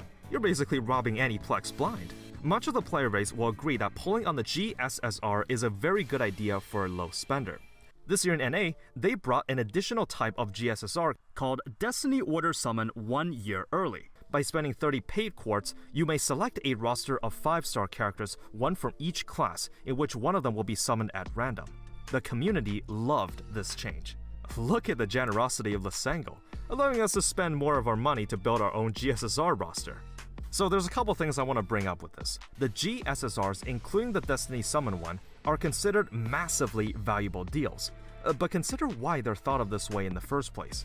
These deals feel like heaven when compared to attempting to pull one of them manually. The gacha game developer has full control over the rates and the exclusivity of its characters. The majority of 5-stars in the game are limited, while combined with the laughable pity system makes them quite rare to get. This is a problem that the game itself has invented. And the GSSR and the Destiny Summon banners? Well, that's something I like to call create the problem, sell the solution. When you take a look at the generosity of... Thì nó đúng chất tư bản mà. Nó tạo cái vấn đề xong rồi nó bán giải pháp đấy, đúng chất tư bản mẹ còn gì nữa. Other gacha devs, such as in Nikkei, where when you use even free gems to pull a certain amount of times during the New Year banner, it will give you an SSR selector that lets you get a copy of any non-limited character. Because the vast majority of units enter the standard pool immediately, you could choose from about 90% of the entire roster. This selector could be obtained by using free gems. So don't come in here and argue that FGO has a generous or fair gacha system, because when compared to the larger gacha space, this is not an argument that you can win. Something else I noticed is that if you go into the gacha menu of any gacha game, you can preview the kits of the unit, but that doesn't seem to be the case in FGO. So here's a question for you. Let's say I am a new player. I see that there is a rate-up banner on the 5-star character John Alter, or often abbreviated as Jolter in the community. Let's say that I'm interested in the design of this character, but I want to know what her entire kit looks like, including passives, skills, and append skills, so that I can make an informed decision whether or not I want to commit some pulls. The question is, how do I do that? See, on the gacha screen, there's no tab or info page that reveals Jolter's kit, only a page explaining the... Ôi, ông này giải thích cũng đúng nha. Là ví dụ là ông này là ông muốn roll Jolter, nhưng mà chúng ta không biết là, nói chung là mấy cái bộ kit các thứ thì mấy bạn coi trong cái phần mà gọi là cái dành cho Mega Well á. Nhưng mà mấy cái bộ skill như skill 2, skill 3 thì chúng ta không xem được. Chúng ta phải lên coi bằng wiki. Mà đâu phải ai cũng sẽ dùng wiki đâu. Vậy mới hay chứ. Screen, there's no tab or info page that reveals Jolter's kit, only a page explaining the rates. There's none of that in the news section that goes over each rate-up character except for what their noble phantasm does. So how do I get that information then? Because in all the gachas I've played at this point, the entire kit is outlined in the gacha page for you to view, including their stats and skills. I am grasping at straws here, but Maybe if I go into the servant roster, I can maybe pull up Jelter's kit. Except you can't see the profile of a servant that you don't own. The only feasible way to see it is by going into the friend list, find someone that has Jelter, then tap and hold on it to see the profile. See, whenever a new servant gets announced on the JP server, they showcase their NP animation, and they show what it does on a stream, but they don't actually show their full kit. Only when players pull that character can that information be added to the wiki. So here's my challenge to you. When the next servant releases on JP, make a servant guide on that unit, but you can only use information given in-game. No looking anything up on a third. When the next servant releases on JP, make a servant guide on that unit, but you can only use information given in-game. No looking anything up on a third-party wiki. That's what I thought. Ồ, cũng đúng nha. Là kiểu ông này đang giải thích về cái việc đó, đó chính là nếu như chúng ta không thông qua một cái phần mềm hay là một cái trang web thứ ba, là giống như mấy cái bên mà Atlas hay là Claudia thứ, làm sao chúng ta có thể biết được là liệu cái server bên GP nó mới ra mắt nó có những cái skill nó như nào. Wow nha. Thậm chí á, là những cái bộ skill trong game á, là mọi người thấy đây là nó không có một cái gọi là cái chỉ số nhất định nữa cơ. Giống như là cái skill của những servant buff đây, giống như là của những servant như là cáo caster đi, là nó chỉ để là tăng attack 3 tên, tăng attack tăng ATK 3 tên, nhưng mà không để là từ bao nhiêu tới bao nhiêu %. Nó không để cái mà làm sao người ta biết được trời. You of course will want all the information you can on a unit before making the decision to pull for them or not. If you are making a guide, you of course will want other people to know all the information about a servant before recommending them to pull or not. It is truly baffling that information crucial to how a character works is not displayed in-game. I'll even show an example. Earlier this year, FGO did a collab with MaHoYo, a visual novel franchise belonging to the same type Moon universe. There was a 5-star character called Kuonji Alice. So if I go into the official FGO JP website and look for the news announcement regarding the banner and the servant details, theoretically I should be able to get all the information I need, right? Okay, let's scroll down. Alright, so here we can see Alice's max HP and attack stats, we can see what her NP does, and even a link to an animation. But where are the skills? What about the passives? What about the append skills? It should be reasonable to expect that information from the official site, right? Because if you can't, don't you find it a little odd that you can't actually see what you're potentially spending real money for? Here's Reverse 1999, another turn-based visual novel gacha that allows for 3 actions per turn. If we click on the magnifying glass on the rate of SSR, we can see their full deck, the upgrades, the Ascension passive, the raw stats, and even their limit break buffs, including the full numbers of what gets upgraded by how much. Clicking cũng đúng. Cho nên là bây giờ là nói thiệt chứ FOMO này nó cổ lỗ sĩ thì cũng đúng thôi. On the 4 stars, oh look, we get the exact same thing. Some gachas even let you take the character for a test drive. I know there's a few cases where FGO does put out a test trial for a new servant, like the anniversary or the New Year ones, but why not just put one out there for every character that goes on a banner? There's a few lines I want to draw that a gacha game should never cross. One of them is that the game should make it very clear what your money is buying you. I think the fact that you literally have to look up the information on an external site to get the full details is, in my opinion, a little shady.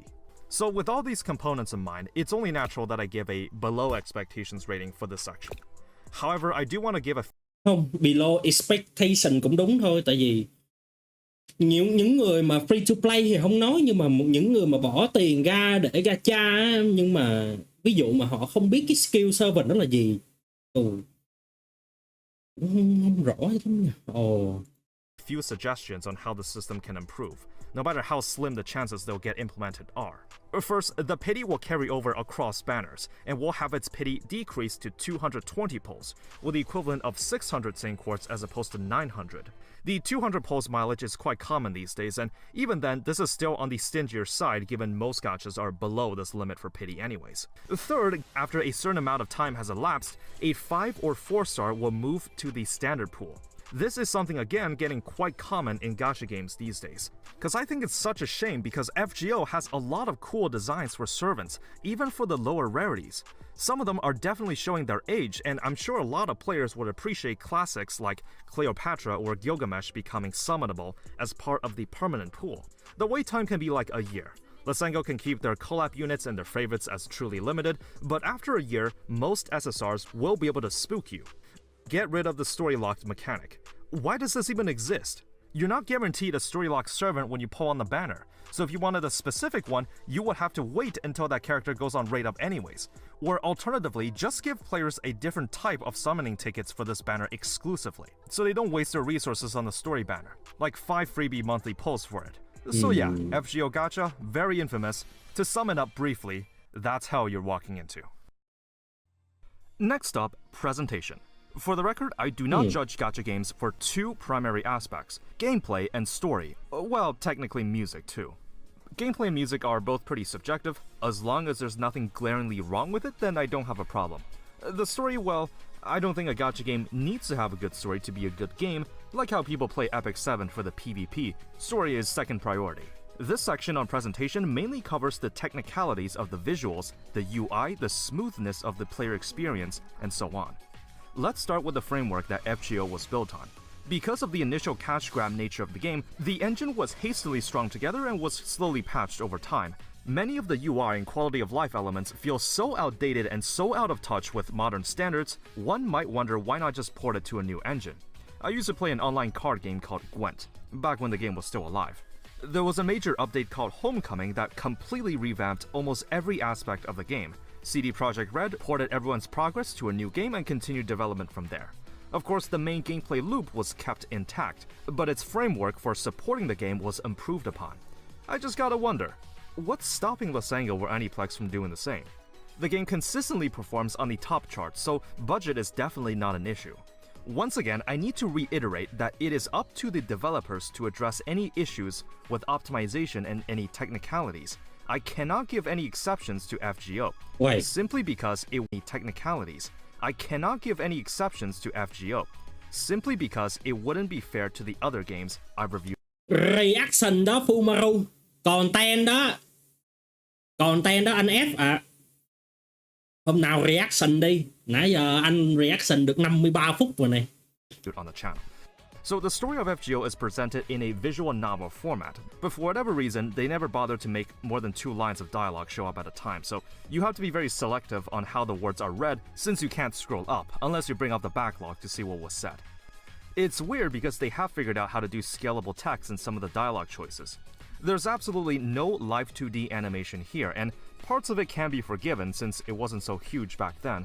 Plus, I'm sure someone can argue that live 2D goes against the spirit of FGO and ruins the original artwork. Tôi thề luôn á là những cái thẻ mà kiểu accession như này á, lẽ ra nha, đáng lẽ ra nha là phải có mấy cái kiểu mà live 2D á.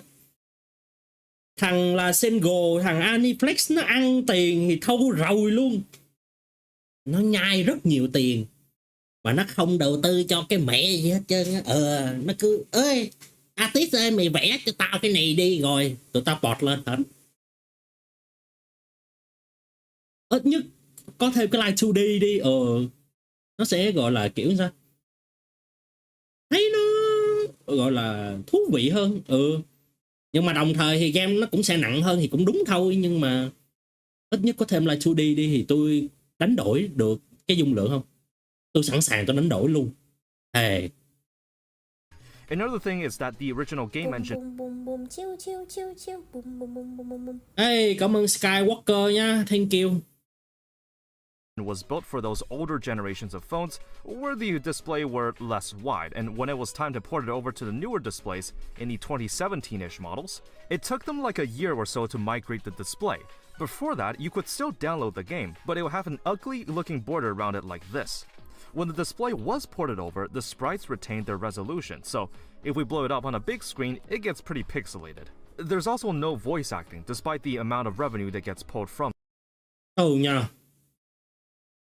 Thề luôn á, là tới cái việc mà gọi là những cái đoạn như này, những cái đoạn chat như này không có cái voice luôn á, thì tôi cũng thấy nó hơi bị sao ta, nó bắt mình chỉ đọc thôi á. Nãy ra có thêm một tí mà voice vô cũng được nhờ. This. It's really a shame because some of the story moments are really good, and I think a lot of Fate fans would love to see these scenes come to life with voice performances. Đúng, cái này là tôi nói thiệt chứ ai chơi mà FGO mà đủ lâu á, thì tôi cũng nói thiệt luôn là họ cũng rất mong muốn tới cái việc mà gọi là thêm voice vô mấy cái đoạn hội thoại hồi nãy. Mà con game nó đéo có chịu làm cơ. Ơi.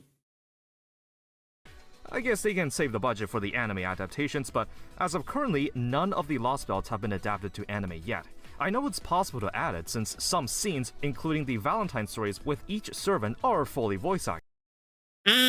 Những cái đợt văn lung tung như này là chúng ta nếu mà download full là chúng ta sẽ cộng thêm khoảng tầm 40 mấy GB nữa. 20 mấy GB, lộn. Là tổng cái dung lượng con game lên tới 44 GB là chuyện bình thường. Yeah, right. Unlike a silent visual novel, you can't really argue that it's more immersive to imagine what the different servants sound like since they already do have voices. But hey, small indie company, am I right? Now, I've been an avid visual novel enjoyer for quite some time. I understand the importance of writing clear and concise words, but also being very flowery with it. I have no doubt that Kinoko Nas is a very skilled writer. A lot of the story is extremely captivating, filled with well-established characters and lore. Vậy cái con game này ví dụ thêm voice cho toàn bộ cái game từ Fuyuki cho tới hiện tại là Audio Con, thì anh nghĩ cái con game này nặng khoảng bao nhiêu? Hơn 100 GB là chuyện bình thường. Anh nói thiệt, lung tung nó sẽ add full khoảng tầm 20 mấy GB dữ liệu nữa. Thì cái con game này lên được 100 GB được không? Được. Nhưng mà chắc vì lý do mà dung lượng nó cao vậy đó cho nên là họ không làm thôi. Not to mention the faithful localization to English. I ultimately don't have any problems with it, but I can't help but think that it could have been more. For example, let's compare this to Reverse 1999, which also does a visual novel style of storytelling. Not only is the main story and event stories fully voice-acted, the character sprites are expressive and detailed, beautifully animated in live 2D and rendered cutscenes. The effort put into presenting something in a stylistic and unique way does take skill and talent. Cái Reverse 1999 là mẹ bên nào làm ta? Tôi quên là hình như bên Trung Quốc đúng không đó? Hay là bên Hàn nha. Đợi tôi xíu nha mọi người. Reverse 1999 do hãng Blue Pot phát triển. Blue Pot. Của Trung Quốc. Mấy cái bọn Trung Quốc với bọn Hàn á, nó làm mấy cái live 2D thì thôi dễ ẹt rồi, còn Nhật Bản thì nó vẫn là tụi tao không thích live 2D đó được không?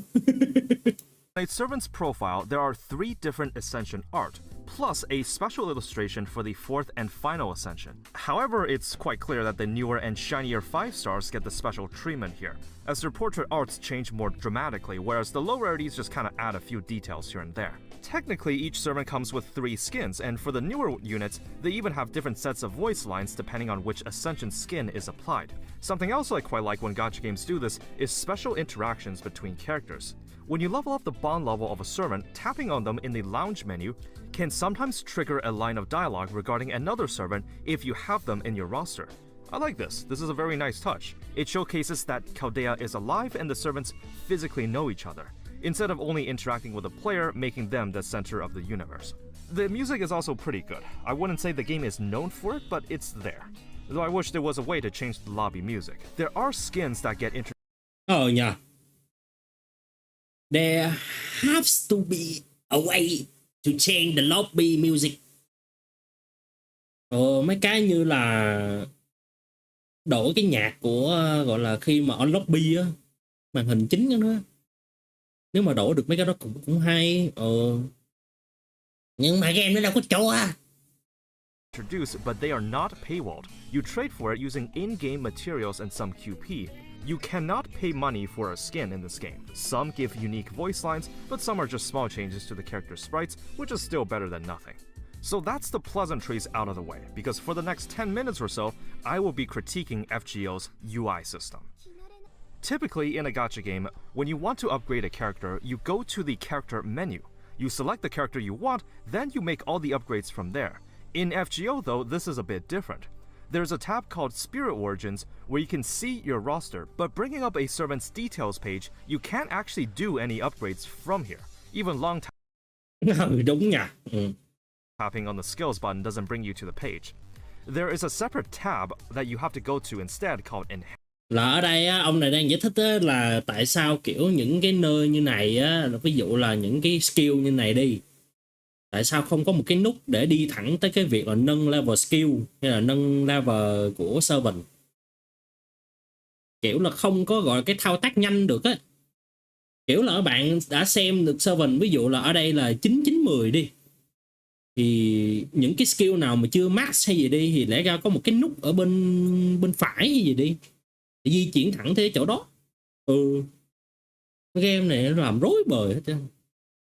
Details page, you can't actually do any upgrades from here. Even long tapping on the skills button doesn't bring you to the page. There is a separate tab that you have to go to instead called Enhance, where you have to individually decide if you want to level up a servant, the skills, the CEs, command codes, limit breaks, and grailing.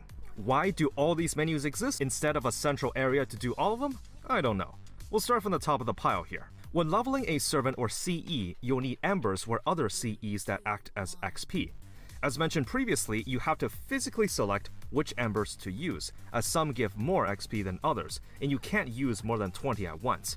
You then have to watch a cutscene of the embers being used, and even if you skip it, you have to watch the level gauge go up and the servant saying their level up line. I would really appreciate a way to skip this entirely, since the majority of gacha games these days don't have this problem.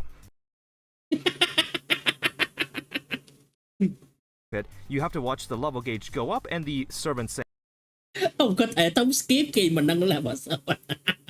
Sao tôi cũng hiểu đây. Tôi đã nâng vài servant lên level 120 rồi, tôi hiểu anh bạn à. Những cái này thì mẹ game tới giờ vẫn chưa có đâu nhá. saying their level up line. I would really appreciate a way to skip this entirely, since the majority of gacha games these days don't have this problem. The quick select feature is there if you want to automatically filter and select embers, except this feature is not there for CEs. It's not so bad if you're just leveling a unit normally, but when you need a lot of embers for grailing, it's mind-numbingly tedious.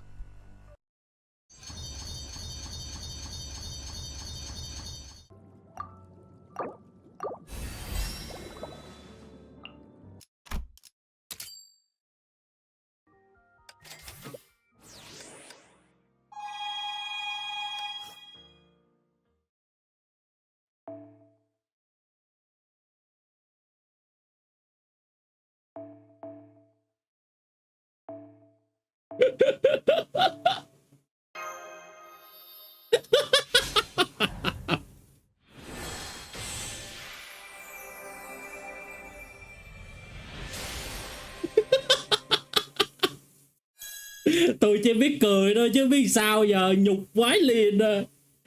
Trời ơi, những cái con game khác đây, những con game khác chúng ta có đâu. Reverse 1999, chúng ta chỉ cần đủ material, chúng ta cứ đè cái nút level up ra là xong.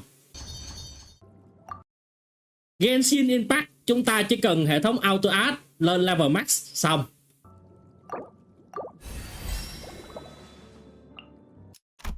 Limpet Company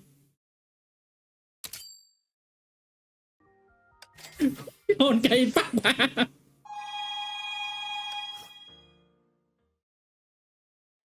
Mà sao cái game của tôi nó phèn đó nhờ. Nó phèn ỉa luôn.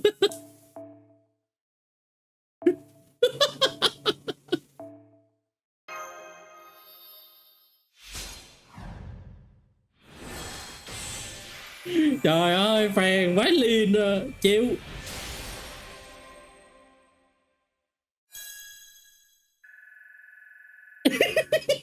Oh, that's real nice. Now on to skills. When FGO was at its infancy stages, the skill descriptions were relatively simple. Except 9 years later, servant kits have become a bit more complicated.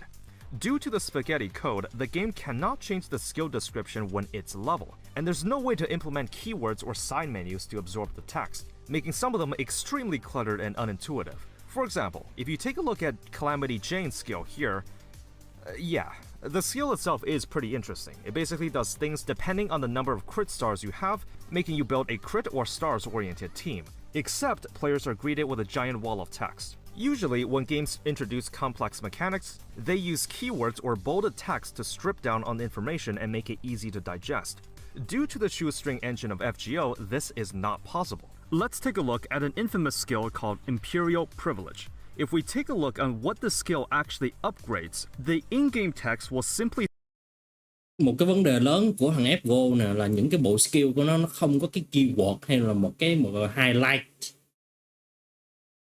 Ông này đang nói tới cái vấn đề là highlight những cái keyword, giống như là hiện tại là hiện tại ở trong đây đi thì những cái keyword nào là chủ đạo nè, là ATK, increase ATK là phải in đậm lên này. Đấy, rồi ba tên cũng phải gạch chân các thứ gì đi. Là những cái keyword này lẽ ra phải được ấn định ở trong game từ lâu rồi. Giống như hồi nãy mấy bạn thấy ở bên game Nikki đó, đấy. Là nó sẽ in đậm những cái phần nào, nó sẽ in đậm những cái phần là cooldown này, rồi peace damage này. Đấy. Strip down on the information and make it easy to digest. Due to the shoestring engine of FGO, this is not possible. Let's take a look at an infamous skill called Imperial Privilege. If we take a look on what the skill actually upgrades, the in-game text will simply say that there is a chance to trigger an attack or defense buff and a healing effect. Okay, so what is the chance? The level does go up, but nothing about the description changes. Đúng rồi. Ở đây không mô tả được cái chi tiết của nó, không có keyword highlight. Khiến cho nhiều người vô game này á, người ta cũng chả biết á, là ủa con này bút bao nhiêu phần trăm, con kia bút bao nhiêu phần trăm, rồi tỷ lệ là bao nhiêu phần trăm tỷ lệ. Một cái vấn đề lớn đấy, không nhỏ đâu.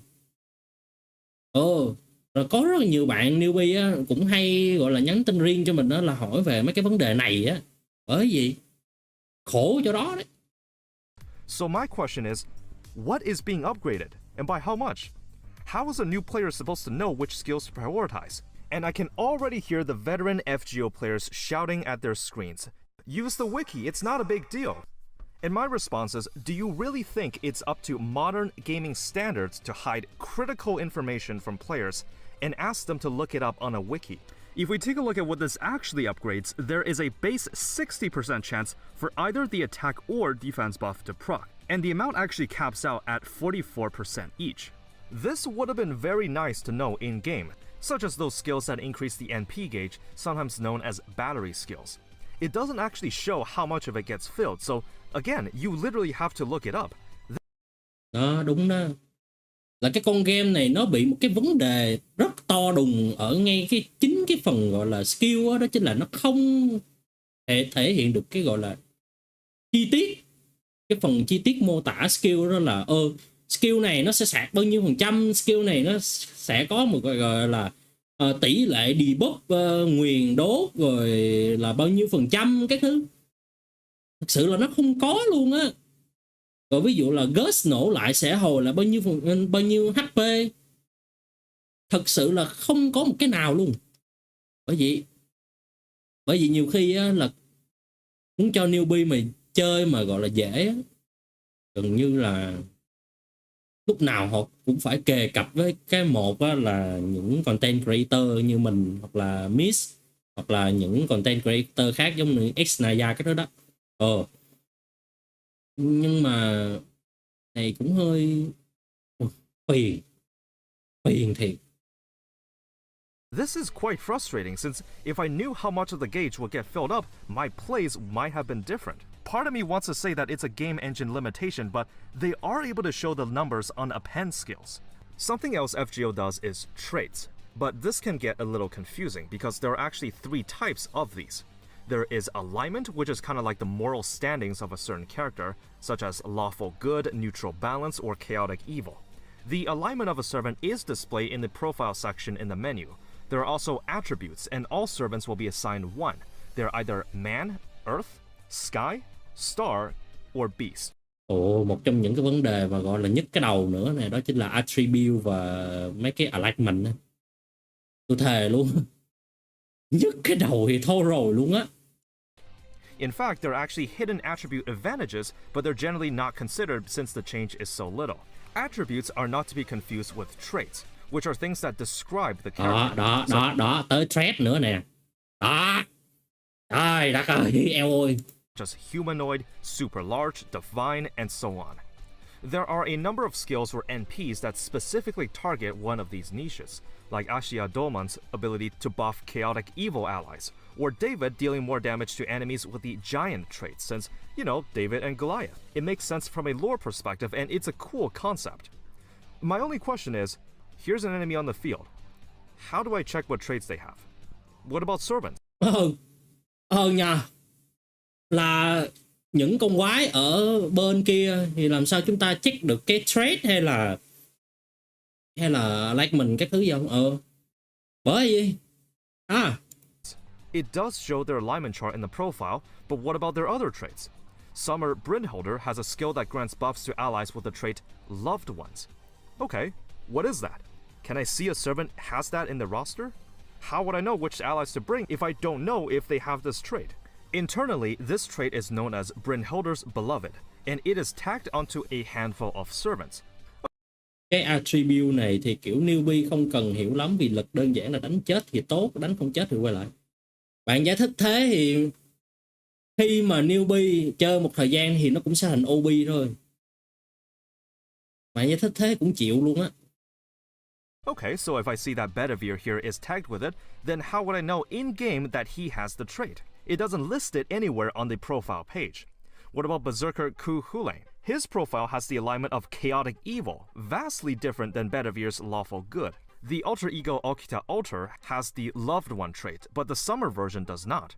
Let's take a look at another. Mấy cái này cũng đúng thiệt, tại vì ông này nếu mà theo như này là nãy giờ ông đánh giá là công tâm lắm luôn á, là kẻ địch rồi không biết, gọi là không biết check cái trait của kẻ địch là gì, rồi không biết servant của ta là ví dụ là được mấy servant mà búp lên ảnh hưởng những đồng minh có alignment evil các thứ gì đi thì nó làm sao mà check được đấy.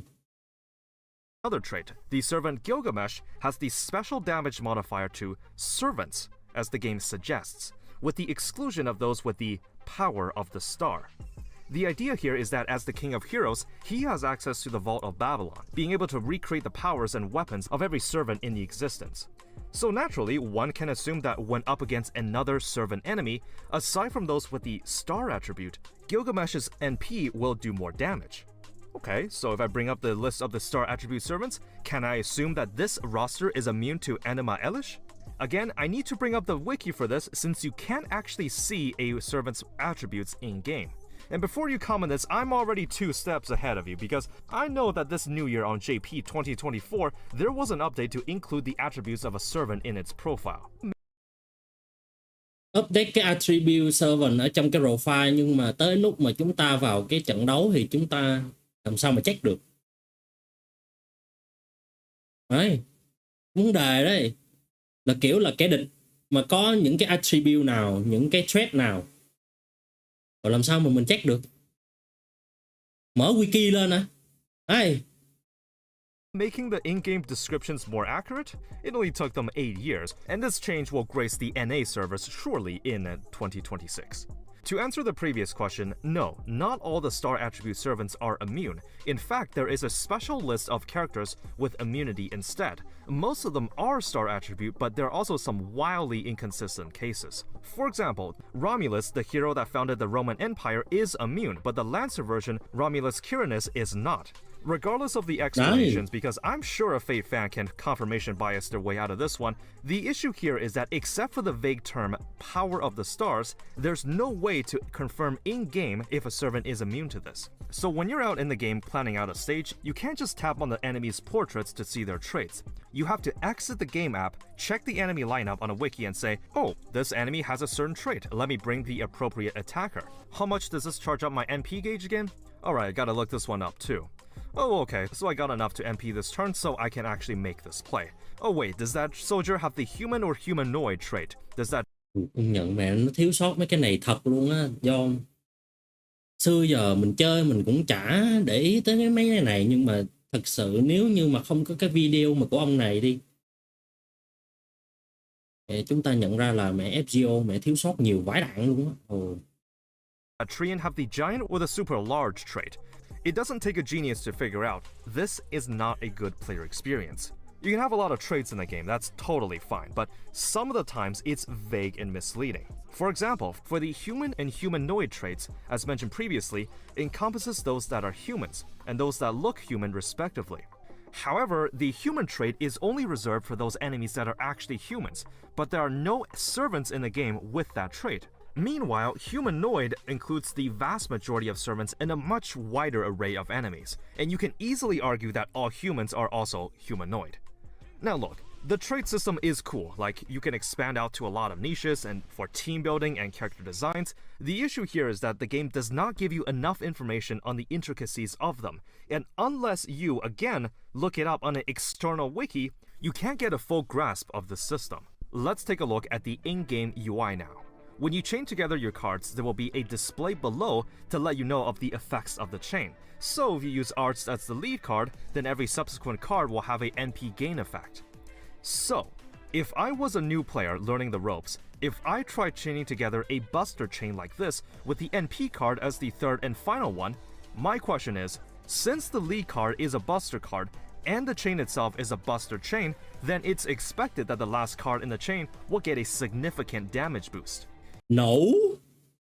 In fact, I expect the NP to do different amounts of damage if it was placed on the front or back side of the chain. Regardless of what the correct answer may be, if I try chaining it like this, the game's UI will tell me that the NP will get an attack ++. So as a beginner, it shouldn't be unreasonable to assume that that's what it does, right? Here's something else. If you select a lead card of a certain type, all your other cards will softly glow in the type's respective color, just to indicate the bonuses that the first card provides. So if you tap on a buster card, all your cards will glow red, hinting that they will receive the effects of the first card, giving a slight attack up. And the same applies to quick or arts. But here's something interesting.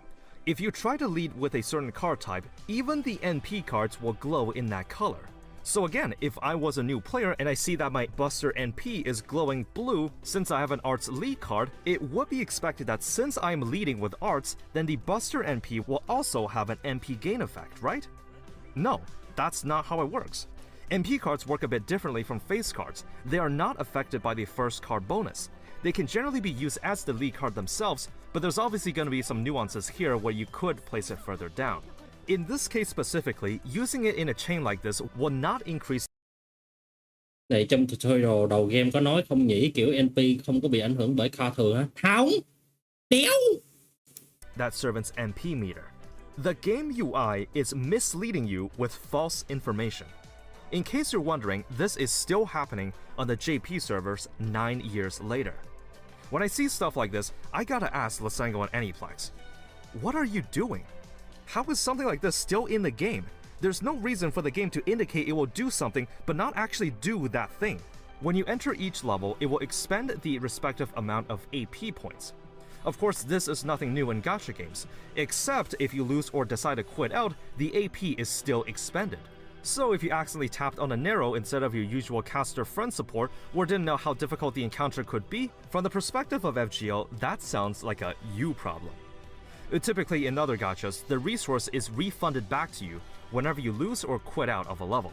This is a Oh my god, cái thứ tôi cần nhất đây nè, đó chính là khi mà bạn quit một cái trận nào đó, hay là nói chung là bạn quit trận đi, nó không có refund lại cái AP cho bạn nữa. Thề nó thấy thiệt chứ mẹ, tiêu AP thì mẹ táo thì đã ít rồi, mẹ không cho refund nữa cơ. Quality of life change, I think, is much needed here, as it feels quite punishing for the player when it's something out of their control, considering that pretty much all other gacha games have this safeguard in place. The front point gacha is where you go to roll your low rarity units. Usually in the late game, this is just for getting fodder to upgrade your units for CEs. However, during certain events, there is a limited time servant that gets added to the FP pool. It is generally advised by veterans to accumulate your FP and wait for these events, as pulling them grants you a lot of servant coins, which is then used to perform something called grail casting, enabling you to exchange servant coins for holy grails. It's a small thing you can optimize. The only issue is that it takes ages to spend all your FP. You can only roll 10 at a time, so you have to sit there clicking away until your hundreds of thousands of FP are all used up. Not to mention micromanaging your inventory, since you could quickly exceed the cap for servants and CEs. I wish there was a way to roll the FP gacha in bulk, kind of like what they did for lottery events, which would be an appreciated feature. Quick play or an auto battle feature. Nha, sao cái hệ thống frame point nó không làm mẹ như cái mở lô tô 100 quà đi nhỉ? Nhìn nó thấy cọc vãi. Is also quite common in modern gacha games. If you already beaten the level once and the game knows that you can do it, you can skip the level and get the rewards immediately. This is not present in FGO. The best way to farm is to use the 3-turn farming methods, which is optimized for time and brain usage. Getting one of those meta supports is not a hard requirement, but not having one will majorly inconvenience you. That being said, when certain events hit, they are generally considered better to grind since the material drops are more worth it, such as raids and lottery events. Even with 3-turn farming, it takes a grueling amount of time to clear out your stamina reserves. Some people are obviously going to be okay with it, but after some time, one has to wonder, is this really worth it? In titles such as Nikkei or Brown Dust 2, you can literally just expand all your AP at the press of a button. Here we have 60 units of your daily resources. Alright, auto battle this for me and we're done. See how easy that was? Nobody looks at a full AP meter and thinks, hell yeah, let's go farm embers again. It's a daily chore, so letting players skip it cuts down on the tedium, which again makes for a better player experience. Here, I'll even fix it for you while staying true to FGO's traditions. First, if the player quits out or fails a level, any AP or command spells they use. Cái này giống như là gọi là một cái gọi là những cái gọi là những cái mong đợi, những cái mong đợi là nếu như mà người chơi thua trận hoặc là quit giữa trận á, thì AP hoặc là command spell là lệnh á thì sẽ được refund lại. Nhưng mà ở cái con game thì làm gì có đâu, đéo. Are refunded. They are only to be used when the level is actually cleared. To my understanding, some of the Lost Belt 7 bosses did actually refund. 9 năm rồi, nghỉ 9 năm rồi nó làm được gì?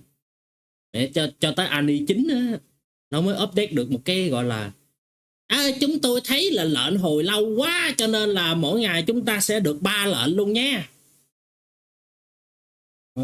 Bro. Fund you your AP back, so I know this is possible.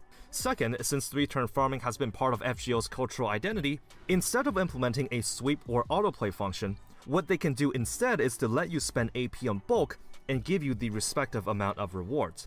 So if a farming node costs 40 AP to enter, you can spend 120, triple the amount to clear once, then get triple the amount. Tại sao không làm cái tính năng đó nhỉ? Tại vì nó không muốn làm. Out of rewards. Now we've solved the tedium of farming while staying true to the FGO spirit. And now, I'm going to utter a word so vile it will make you retract in terror. Saying this word will strike fear into even the most die-hard FGO fan. And that word is crossplay. hệ thống crossplay, fuck me man. Tôi không nghĩ tới cái vấn đề này luôn. What the hell is that? Crossplay or cross-platform play is a standard feature of gacha games that lets you play on multiple devices. Maybe I want to do the action-intensive activities with a keyboard and mouse, then log in on my phone before sleeping to spend my stamina. Maybe I want to enjoy the main story on a large screen so the small-ass mobile display doesn't burn my eyes, then log in on my phone to do dailies at night. Now, I understand that not all gacha games have an official PC port, and that's okay. What matters is that it lets you retain your progression across all platforms simply because, again, it's a good player experience. Maybe it's server reset time and I do my Nikkei dailies on my phone. Then I realize that the daily interception boss requires the fluidity of a keyboard and mouse. I close the game, open up the PC client, no need for any passwords, no need for any logins, tap to play and go from there. This has been the case with all 6 of the previous games I've reviewed and any other gacha games I've played in the past. This is exactly how it should work. Nothing more, nothing less. Instead, FGO uses the primordial technique of transfer codes, where you set a password and enter it to transfer your data to a new device. This means you cannot seamlessly play on a phone or tablet without issuing a code first. If for whatever reason the app is deleted or you lost your phone, you can either try contacting their customer support. Oh bro, please don't. Tôi thiệt luôn chứ từ lúc bên GP nó update cái Aniflex account á, tôi thề luôn là tôi cảm ơn rất nhiều luôn á, là tôi không phải dùng cái transfer code nữa. Trời ơi, tôi sợ nha, là cái transfer code á, tôi sẽ bị như này nè, là nó tạo cho mình một cái code đúng không? Mình tạo một cái mật khẩu. Lỡ như cái mật khẩu đó mình bấm nhầm một cái chữ hay là một cái số nào đó, xong rồi mình làm mất ạc. Mình phải làm lại một cái tờ đơn để xin gọi là lấy lại ạc. Và một cái mẫu đơn bên GP nha, tôi nói thiệt nó làm mệt vãi cái đạn luôn á, thề. Tôi không muốn mà gọi là làm cái đơn lấy lại ạc đâu. Nói thiệt luôn. Then they'll ask you a bunch of personal questions relating to your account, then you just might get your account back, but if you don't, then you literally just lose all your progress. This is a major quit moment for even long-term players. There is nothing more disheartening than finding out that the investments you made on an account were all for nothing. What's more frustrating, just like every... Mọi người có muốn nghe cái gọi là một cái tin, gọi là có thể là một cái fact đấy, đó chính là đã từng có một trường hợp nha, đã từng có một trường hợp ở bên group mua bán là cái GP và cái NA hồi cái đợt mà GP không có cái Aniflex online account á,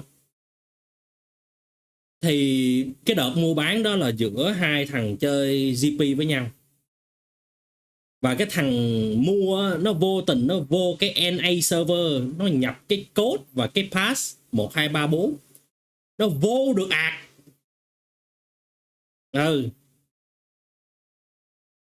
Cái tỷ lệ mà hai cái code trùng nhau giữa GP và NA nó rất là khó, và đằng này nó vẫn trùng được, mới đỉnh á.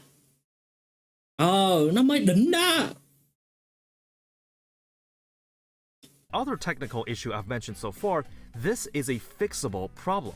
And listen, I can already smell the doubters because I already know about the Aniplex email system introduced in JP earlier this year. This is actually not a crossplay system. It just makes it easier to transfer your data across devices. Not to mention that you need to verify yourself as a Japanese citizen. You still have to delete the data on your old device and keep signing in back and forth. It's it to transfer your data across devices. Not to mention that you need to verify yourself as a Japanese citizen. No. Này có chút không đúng nha mọi người, là các bạn không cần phải có một cái địa chỉ data. This is actually not a crossplay system. It just makes it... Cái này là not a crossplay system là đúng nè, nhưng mà cái phần ở chỗ cái Aniplex online account á là transfer your data across devices. Not to mention that you need to verify yourself. You need to verify là nó bắt mấy bạn phải xác minh cái địa chỉ nhà ở bên Nhật đúng không? Không cần nhá. Những cái địa chỉ nhà bên Nhật này là khi mà các bạn đặt hàng bên đó thôi. Còn cái việc mà các bạn tạo Aniplex account online á, thì mình có làm video hướng dẫn rồi, thì các bạn có thể click vào cái video đó lại để xem lại ha. Các bạn chỉ cần một cái Gmail, một cái mật khẩu, xong, không cần verify hay là gì hết nha. As a Japanese citizen, you still have to delete the data on your old device and keep signing in back and forth. It's an improved account binding system, not a crossplay system. I guess if you're on insane copium, you could just keep transferring your data back and forth across devices, but it is still a far cry from a true crossplay system widespread in gacha games these days. FGO's story is home to some of the greatest moments in gacha gaming. Some of the boss encounters are genuinely filled with unique mechanics, distinct animations, and visually appealing backdrops. So my question is, why not give players a chance to experience it again? There is a story cutscenes replay, but you can't actually fight the bosses. I'm sure a lot of players will want to relive the moments of facing against the Temple of Solomon, Knight Gawain from Camelot, or the monstrous Trees of Emptiness from the Lost Belt. It just strikes me a little odd that FGO is widely known for its beautiful storytelling, yet there is no way to experience any of those cool moments again. Except for certain recollection quests, but if you're able to show that this feature is possible, why not just put it there permanently? FGO is also home to a diverse array of farmable materials, all of which are needed for leveling servant skills. You can either farm them manually from a free quest node, which are usually not optimal for the drop rate, or via certain events. Oh, not optimal for the drop rate. The drop rate nó tệ phải liền ra. Some of these resources are only available in the later chapters, so if a new player gets a shiny new SSR from the Lost Belts, they actually just can't level them unless they reach that chapter. There is a currency called the Pure Prism that all players will get, but the supply is limited. In the Pure Prism shop, you can buy almost every material in the game, but again, there is a limit on how many can be bought. This is a good quality of life change, except certain skills are extremely grindy. If we take a look at Melicene's skill level up materials, one level up to 9 will cost 72 bells, meaning that you have to farm, just a tiny 216 of these. When compared to the total Pure Prism stock only at 100, it's not nearly enough to max out one servant's skills. Tôi nói thiệt chứ lẽ ra nha, cái lẽ ra nếu được á thì, nhưng mà tại vì tôi nghĩ là cái bọn này nó muốn người chơi là phải gọi là cái thời gian chơi game nó phải kéo dài ra. Chứ cái phần mà stock hay là gọi là limit á, lẽ ra nó làm không giới hạn á thì nó sẽ dễ cho người chơi hơn, nhưng mà vì cái dễ đó thì người chơi sẽ mau chán. Prism stock only at 100, it's not nearly enough to max out one servant's skills. Kiểu là game nó bắt chúng ta phải mày phải chơi, mày phải farm, mày phải gắn bó với game mới được lên max level của skill. Vậy đó. Frustrating as an FGO does not have a fusion function. In other gacha games, you can merge or combine lesser materials to a higher rarity one to balance out any excessive materials and turn it into something useful. That would be pretty helpful here, wouldn't it? In Path to Nowhere, when you rate a level for resources, if you happen to get enough, the game will literally ask you if you want to continue or head back to save stamina. It's a streamlined process that cuts down on the tedium, making FGO pretty behind on this regard as well. There's also some general jank with the ways how the sorting or the filtering system works. You can kind of search through all your servants to find the right one, but there's all these options that I don't even know if anyone has the time and patience to use. There is a smart sort, where selecting certain servants or CEs can prioritize them at the front of the list, except this feature is really unintuitive what it actually does, since it has to be enabled via something called smart sort, except the toggle on the side says multi-select. Due to the sheer amount of servants and CEs added throughout the years, I think FGO could really benefit from a search function. In order to find the odd unit that you want. Giờ tôi cũng thấy mà cái function mà cái gọi là cái filter nó vẫn còn ngu nha. Instead of sifting through all these menus. I'm glad that they did at least do some improvements here, so if you knew what to look for, it could get the job done. Let's say I'm in the burn menu, and I wish to burn all of my 1 and 2 star servants that I pulled on the FP gacha. By default, the sorting is unintuitive, and you would have to manually select the servants. It does get the results I wanted, but this can be confusing if you have a lot of servants to burn all at once, not to mention that the game does not auto-select them for you, and it's possible that you could make a mistake if you're not careful. let's take a look at Brown Dust 2. Say I wanted to dismantle all of my R rarity gear that's tiers 1 and 2. Quite a long menu to sift through, but if you tap on the filters, you tap on R rarity, tiers 1 and 2. And the game will auto-select every applicable one, which you can just dismantle right then and there. Not only is this way easier, I know the game is not going to make a mistake. Ông này đang nói về cái vụ mà gọi là cái filter các thứ đó, và mình nghĩ ở trong cái phần binning á nha. Thì bây giờ ở bên GP nó có mấy cái filter 1 sao 2 sao rồi. Thì mẹ làm ơn mẹ có một cái mà gọi auto select luôn đi cho nó nhanh không? Auto select và auto select những đứa ví dụ là những đứa là chưa nâng hay là chưa kia đi. Now you might be wondering, well, if the game's got all these problems, why did you stick around? So at the time, I didn't really give it too much thought. I was still commuting in college and was just happily tapping away at the story on the metro. I think for a lot of longtime players, it's something that you just get used to. That is, until I started to dabble in other gacha games and realize, wait a minute, why isn't this feature in the game? It's there everywhere else, so why don't they have it? That's just the thing. The game makes millions of dollars, sometimes even on the level of Genshin Impact. So if you have this much budget to work with, where are all the improvements to meet the standards of modern gacha games? It just seems so bizarre to me that this cash cow of a game doesn't get key quality of life changes to this day. Since the optimization and technicalities are pretty far behind, presentation gets a below expectations rate. Đúng rồi đó. Below expectation, đúng rồi đó. It's time to put your diverse servants to the test. Let's see how well FGO handles late game challenge content. Oh no, here we go guys, late game content. For this section generally depends on how frequent and how plentiful are their ways for late game players to challenge their roster. How I tend to standardize this is by looking at the trend of modern games. I'm expecting to see some endgame dungeons that rotate on a bi-weekly basis, such as Genshin's Spiral Abyss, Nikkei's Solo and Union Raids, Reverse 1999's Limbo Mode, Brown Dust 2's Evil Castle Mode, and so on. Chúng ta thấy được những cái con game khác nó có đâu? Liệt kê lại thử coi. Trend of modern games. I'm expecting to see some endgame dungeons that rotate on a bi-weekly basis, such as Genshin's Spiral Abyss. Genshin là chúng ta có lao hàng các thứ nè đúng không? Chúng ta bên Nikkei chúng ta có đánh red rồi red cá nhân các thứ nè. Solo and Union Raids, Reverse 1999. Bên Reverse 1999 cũng có nè. 1999's Limbo Mode, Brown Dust 2. Gọi là Limbo Mode đó. Use Evil Castle Mode and so on. I don't believe. Và chúng ta có FGO, chúng ta có gì? Chúng ta có đi farm 90 cộng cộng.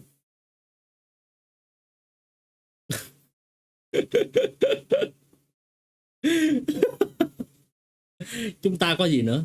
Chúng ta có audio call, mỗi ngày chúng ta farm được 3 lần. Rồi hết rồi.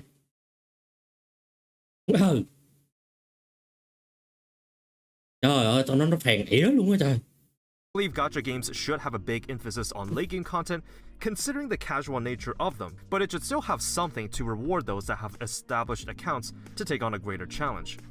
So historically, FGO has some pretty difficult story fights. I won't consider these as late game since they're available to be played at any time. Plus, the game gives you quite a lot of revive items, so even if you don't care about the challenge, you can just use them to enjoy the story. For every event, there is also a challenge quest, often abbreviated as CQ, that has you pitted against a difficult encounter. It's arguable that you don't have to do this, but considering that the reward for the first time clear is a crystallized lore, which is one of the rarest upgrade materials in the game, so it's highly advisable that you do clear it at least once. Historically, for the first 5 years or so, FGO's events will run for 2 weeks each, which was the standard for most gacha games. But now they have been extended to 3 weeks, meaning the frequency of CQs have been broadened. Outside of this, there are the occasional advanced quests that I actually quite like, as these are permanent and some of them test your abilities to make some weird and niche teams. I wish more of these came out frequently, since I really don't think they take much effort to do. So, FGO is home to some of the most uniquely designed characters. They tend to lean into their different niches, and solving the puzzle of a challenge quest feels very satisfying if you do pull it off. If you manage to get around the jank of the menus and the UI, you can have a lot of fun in these quests. That being said, I think it's quite a shame because a lot of the cooler designs are locked by ways of limited 4 and 5 stars. Now, I would love to explore all the quirky and unique playstyles if I had more of these servants, but due to the game's stingy gacha economy, if you're a free-to-play or low spender, Giờ tôi nói thiệt chứ late game content ha, các master sẽ cố tìm cách được 3 tên 90 cộng cộng. you really have to be selective of who you want, as you simply just don't have the freedom to realistically target most servants that release. For the record, I don't consider grinding as part of late game content, but just so you know, if you're playing FGO for the long haul, you're going to be doing a lot of farming.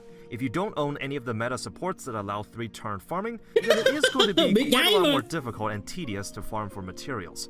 I personally don't find farming fun, since I think it's a tedium that could be resolved by the developers putting in features in place to make it easier. But I know some people simply do enjoy the grind. I think when there is challenge content, I'm generally okay with the designs and the substances of them. Some of the gimmicks and mechanics are pretty cool. I only wish they did them more often. If you really wanted to, you can just skip them or use your revive command spells. I'm willing to give FGO a pass. Giờ muốn mà làm bọn này làm mà gọi là làm thường xuyên đó, cũng khó. Mẹ tới thời điểm hiện tại mọi người thấy đi là cái event mà của CN á, nó mở mẹ một phát bao lâu? 49 ngày. 49 ngày mà không có update gì thêm. Cho tới mà gọi là mở 90 cộng các thứ là thôi ngưng. Chúng ta đẩy qua sang audio call 3. Và audio call 3 nó mở theo tuần. Nó cứ 2 tuần nó mở một lần, 2 tuần nó mở một lần. Bro. Pass on this one, but it's teetering very close. The late game content gets a within expectations rating from me. I think the main issue is the content schedule, which I will talk about later, as late game challenges should ideally be a routine thing that happens every couple weeks, and not tied to an event. Đúng rồi. Kiểu là đừng có bắt buộc nó kiểu mà phải làm vô mà late game content nó phải vào trong cái gọi là những cái event giống như là cái mấy challenge quest nữa. Thật ra cái event quest á, là tại vì do một cái gọi là phần thưởng nó không quá hấp dẫn. Cái event quest á, mọi người thấy đi là cái phần thưởng nó là gì? Đó chính là cái CE để tăng cái drop rate. Nhưng mà cho dù các bạn đeo cái CE đó vô nó tăng thì nó tăng thiệt đó, nhưng mà tôi vẫn thấy cái drop rate như cái đầu bỉm vậy á. Vậy đó, vậy mới có thứ để nói đó. When judging fear of missing out elements, I believe that a player should be able to jump in at any time without feeling that they've missed out on something. Additionally, 3 event quest thì được quạt hả? Thì đó. Nhưng mà tại vì á nha, phải đánh 3 event quest mới được quạt. Có nhiều người ta bỏ luôn cơ. Tôi không hiểu. Mà thật ra cũng dễ thôi, tại vì mấy cái event quest á, đôi khi là có những cái event quest đó, cái gimmick nó hỏi chấm quá. Người ta ghét quá, người ta không thèm làm luôn. older content should be rerun and periodically be made available to let players revisit them. FGO in this regard gets a disadvantage compared to previous review entries since it has been running for 9 years and we can see more of its track record. Let's establish what is actually limited in the game. Well, aside from the exclusivity of limited servants talked about earlier, some events will contain a welfare and/or event CE for you to pick up. The value here is pretty good, as some welfares are actually quite powerful. The same goes for the event CEs, and you even get a free MP5 copy. If you were not able to snag them when they were live, you would either have to wait for a rerun or via the upcoming Invocation Festival system, which will allow you to reclaim past welfares as they are released. This is actually pretty nice. Even if an event is rerun, if you already have the welfare servant from the first run, then you get copies of rare prisms instead. Pretty generous for those that have been playing for long. Events historically do get rerun once, but after that they're either added as a main interlude so you can play them at any time, or in some cases not rerun at all. This is something I have a grudge with in live service games, since some events have important lore implications that newer players wouldn't know that they existed. There's also skins or outfits. The majority of them are added to a separate shop menu where you can buy it with prisms, and again, all skins in this game are free, so you don't have to pay anything except in-game resources. Some outfits offer more than others, but hey, could FGO be doing more to mitigate FOMO? Yes, but I think it's far from the worst I've seen. Overall, they've been handling this in a fairly acceptable way. This section gets a within expectations from me as well. Lastly, we will talk about variety and content frequency. How often does the game receive meaningful updates? How about developer responsiveness? This section primarily takes a look at how well the game is maintained for the long term, including ways to shake up the gameplay loop for more variety. Once again, FGO gets a bit disadvantaged since we can see more of their track record, but at the same time, if this is done well, that would also speak about the quality of the game. Let's see how events and update schedules are handled in FGO. For the first 5 years of the game, normal events ran for 2 weeks, with the more major events like Summer running for 3 instead. This, in my opinion, should be the standard for gacha games, running for 3 instead. Normal events ran for 2 weeks, with the more major events like Summer running for 3 instead. This, in my opinion, should be the standard for gacha games. The majority of content patches, if you look at the wider spectrum of the market today, all have 2-week events, then a brief maintenance period before the next one arrives. There should be very minimal or no downtime where nothing is happening. This has changed in the last 2 years in FGO. All events containing a story mode are now 3 weeks. Normally, I would be fine with this. If you're putting out 3-week events, then you better also put out 3 weeks worth of content. But this has not been the case. The length and the amount of side activities in these events have remained the same, but the events are grindier than before, taking up more event currency before clearing out the points ladder or the shop. What they have effectively done is artificially prolonging each event period without providing significant new content. It's weird because some people will argue that Losango is being generous because they give players more time to go through the event, but that is going to be a hard disagree from me. I think they're being lazy. Event duration has Thì lười bỏ mẹ chứ gì nữa. They so fucking lazy, bro. nothing to do with grind or runtime, but to do with exclusivity. The game gets to dictate the level of grind that players have to do, cut down on the amount players have to farm, and naturally people will spend less time with these tedious things. The event story also doesn't have to be exclusive to the duration of the event itself. What's stopping them from just adding it to an archive so players can experience them at any time? Like what Nikke does. Nikke doesn't have to do event reruns because it doesn't have this problem. It's funny because if any other gacha dev tried the same thing, then the community will suddenly start asking questions like, is the game okay? Why are events being extended? End of service soon? FGO makes tons of money from the game.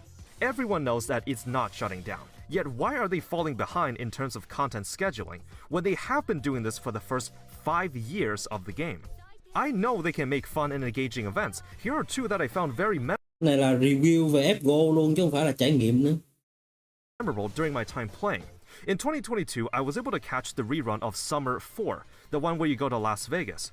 You got the famous Japanese painter Hokusai, who has been turned into an anime waifu, the fearsome swordsman Miyamoto Musashi, who has been turned into American, but also an anime waifu. There are also all these mini-stories with servants running their own casinos. The fights were fun and plentiful. This was a good event. It ran for 3 weeks, but it was worth it. The Grail concert event following mysterious heroine X as the first foreigner welfare unit, as she competes with other idol groups. You got all these cool new idol skins for the servants, there were unique music tracks that played whenever one of the featured servants was present. It was a lighthearted story, but I could clearly tell they put effort into it. Again, this was a good event. Another gripe I have with FGO is that event main story is often time-gated. Did you only have 1 day to play but want to go through the entire story in one go? Well, sorry, because you better wait until the next server reset or after you've grinded a little. Aside from the 3-week events, something else I want to bring up is the content schedule for the past 2 years. FGO is known for its characters and story. I don't think anyone will argue that. If that's the case, then these are the 2 aspects of the game they cannot mess up on. Last year in the summer, Lost Belt 6 released, and it genuinely shocked me how good it was. Reading through Avalon Lafay, I was willing to forgive any poor scheduling the game had. I think at the end of the day, we often forget that these gacha games we play are free to download. So it's kinda hard to grasp that I'm critiquing free games so deeply. I got to enjoy a story this good for free? That's unbelievable. It's really something you have to see for yourself, but Lost Belt 6 had such endearing characters, such an epic plot that as I finished it, I thought to myself, oh yeah, that's why I started playing FGO. That's why I was able to forgive its other shortcomings. So when I eventually completed Lost Belt 6, I was like, yes, that's exactly what I wanted. I want more of this. So like, when's the next main story chapter coming out? The gap between Lost Vault 6 and 7 was an astounding 16 months on the Japanese servers. Aside from the interlude chapters, which are, by the way, good in their own right, I don't consider them as main story chapters. This means FGO has only had one main story chapter every year. Looking at their 9 years track record, that is a record slow pace. Even on the JP side, Arc 2.5, dubbed Ordeal Call, some even refer to as Ordeal Stall, is only on Chapter 2, with the latest having released a bit earlier this year. Now, Lost Vault 7 at the time was also considered very good in its writing, but the journey for its release was not the smoothest. Let's look into this. The last core of Lost Vault 6 was released in August 2021. The campaign leading up to the 7th and final Lost Vault, dubbed Road to 7, was in place for almost a year. Eventually, the release date for Lost Vault 7 will be announced for Christmas of 2022. 16 months of waiting is a long time for anyone. But hey, it's the final arc of the Part 2 saga, so I guess ending it on Christmas is a pretty fitting way to close out the story. However, Lost Vault 7 will be released in multiple cores, with the second half releasing in the following January instead. Now, this is fine since Lost Vault 6 did the same thing. The issue was that there's no definite release date given. The earliest announcement was slated for the second half of January, but that's pretty vague. This could be anything between the 16th to the 31st. Even then, that's fine. As long as they gave players things to do, there shouldn't be any problems. Except, other than the New Year celebration campaign, there were 0 events happening for the entire month of January. There were 4 weeks of dead air. They couldn't put out a Grailfront minigame, no event reruns, not even a hunting quest campaign. And when news finally came out, people found out that there was a delay. The second part of Lost Vault 7 would finally release on January 31st, on the very last day of that month. Alright, well, at the very least, we have a date now, but we're not done with Lysengo's shenanigans. In the last 2 weeks leading to January 31st, they announced a new gacha banner for a brand new character, Nitocris Alter. Well, who is Nitocris Alter? As it turns out, she is a character that is involved with Lost Vault 7's story arc. The only problem is that Nitocris Alter had not even appeared in the story yet. This banner ran from January 18th to February 1st. This means Lysengo had just spoiled everyone. Now, I know some people will be quick to point this out, but this isn't the first time that a character involved in the main story was announced prior to the story's release. The issue here is that Nitocris Alter's release window was only 2 weeks away from the actual story. How had it not been a better alternative to wait until the second core releases on the 31st, has had a chance to meet Nitocris in the story, then you put out the banner? You want to know why I think they did this? I'll tell you. Lysengo reports to Aniplex as the publisher, and as a corporation, they are obligated to generate monthly revenue reports for the game. Now, since January was a dead month with no events or reruns happening, it makes sense to put out a desirable gacha banner. However, since the story was delayed until the very last day, they decided to run the Nitocris banner 2 weeks early, in order to inflate those January revenue numbers, despite her not being even shown in the story yet. It sounds to me that this is a company that is willing to jeopardize their creative freedom so long as they could line their pockets with some extra cash. That's what I think of this situation. Putting out a gacha banner is easy. Putting out actual significant content in an orderly schedule is hard. I know this may seem like I'm picking on FGO here, but the vast majority of the time whenever something needs to be delayed or the scheduling needs to be adjusted, this is well communicated to players ahead of time. By today's standards, it is very rare to see reputable gacha games have extended amounts of dead periods without any events running or last-minute delays. During an interview, Kano Yoshiki, the director for the Lost Belt arcs, said that the game will be overhauling its bond system in order to address the shortcomings of how bond CEs work in this game, and that it was a good idea to have as many servants at bond 10 as you can, and that more news regarding the overhaul will be announced later. This càng nhiều bond CE càng có lợi. Nhưng mà chả biết khi nào nó mới yêu cầu mấy cái này nữa cơ. This interview was 2 years ago. 2 năm trước. Thôi chịu ơi. A common sentiment I hear is, well, quality takes time. You can't just rush things. Now listen, For the record, I don't have a problem if the main story chapters take a long time to release. The issue here is that writing for a live service game is different from writing for a single-player one. Nasu doesn't need to do all the stories. What matters is that the game is padded out with consistent and meaningful events with little to no dead air in between. Bring back 2-week events, just like how it was for the first 5 years of the game, reduce the grind, and make more side content. You are a multi-million-dollar franchise, so act like one. Now I want to talk about player appreciation and responsiveness. On the NA servers during the Tunguska Sanctuary event in December 2023, there was an Ivan the Terrible raid boss scheduled. However, due to an error with time zones, this raid was skipped and the next story mode began immediately. This means if you made a guide or plan to grind out the boss drops, those plans were null and void. NA players had permanently missed out on this portion of FGO history. The compensation was a measly 10 Saint Quartz, enough for just over 3 pulls. I understand that developers can sometimes mess up. That's fine. What I look for in that case is how they respond to that mistake. I know FGO's had its generous moments, but the way the game's maintenance is handled is pretty questionable. During the 7th NA anniversary, there were quite a number of times when the service unexpectedly went offline. I'm sure a lot of players will say, well, they compensated players for the maintenance, so there shouldn't be any problems. But think about the inconveniences this may have caused, about the players that may have had limited time in their day to play, or that they were doing something important, but suddenly gets cut off from playing. In recent times, I've never heard of a top gacha game ever having this problem. Now, let's try comparing this to a more competent development team. Quite a while ago, I completed Limbus Company's Chapter 5, which is also a turn-based visual novel-style gacha game. I gotta say, the story is pretty damn good. So first, I think FGO's got some competition in the story department. This is a game where the writers are extremely confident in the character designs, since there are only 12 characters in the main cast, and all units pulled in the gacha are different versions of the 12. Project Moon releases a main story chapter fully voiced every 4 months, with an interlude chapter in the middle of that 4 months wait time. The game is rich with lore, a very strong cast of characters, and bi-weekly updates for quality of life changes and new content. The difference of how this developer handles update schedules and feedback is night and day.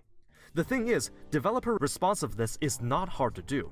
Communicate what you heard from the players, what you're working on, and a rough schedule for when these problems Mấy cái developer notes các thứ này mẹ, các bọn là single nó có chịu làm đâu. Hey.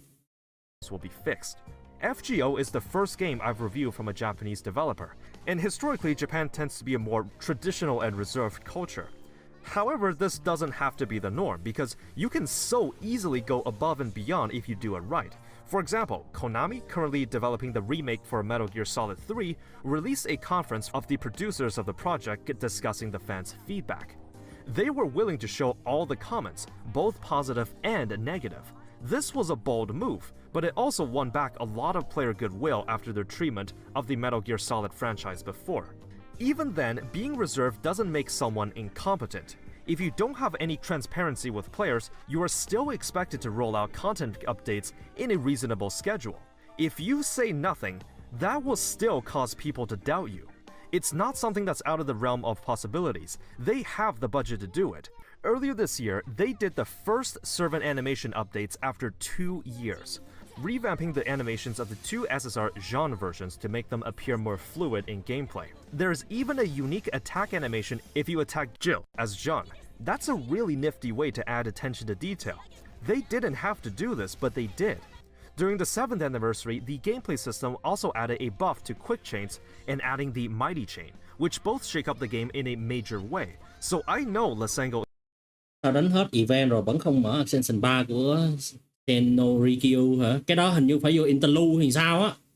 was capable of doing these improvements if they really set their mind to it. Keep doing those animation updates, just like how they've done in the past. I'm sure a lot of players would like to see the end of the infamous caster balls. What about Leonidas? His MP animation is just literally standing there against a black background.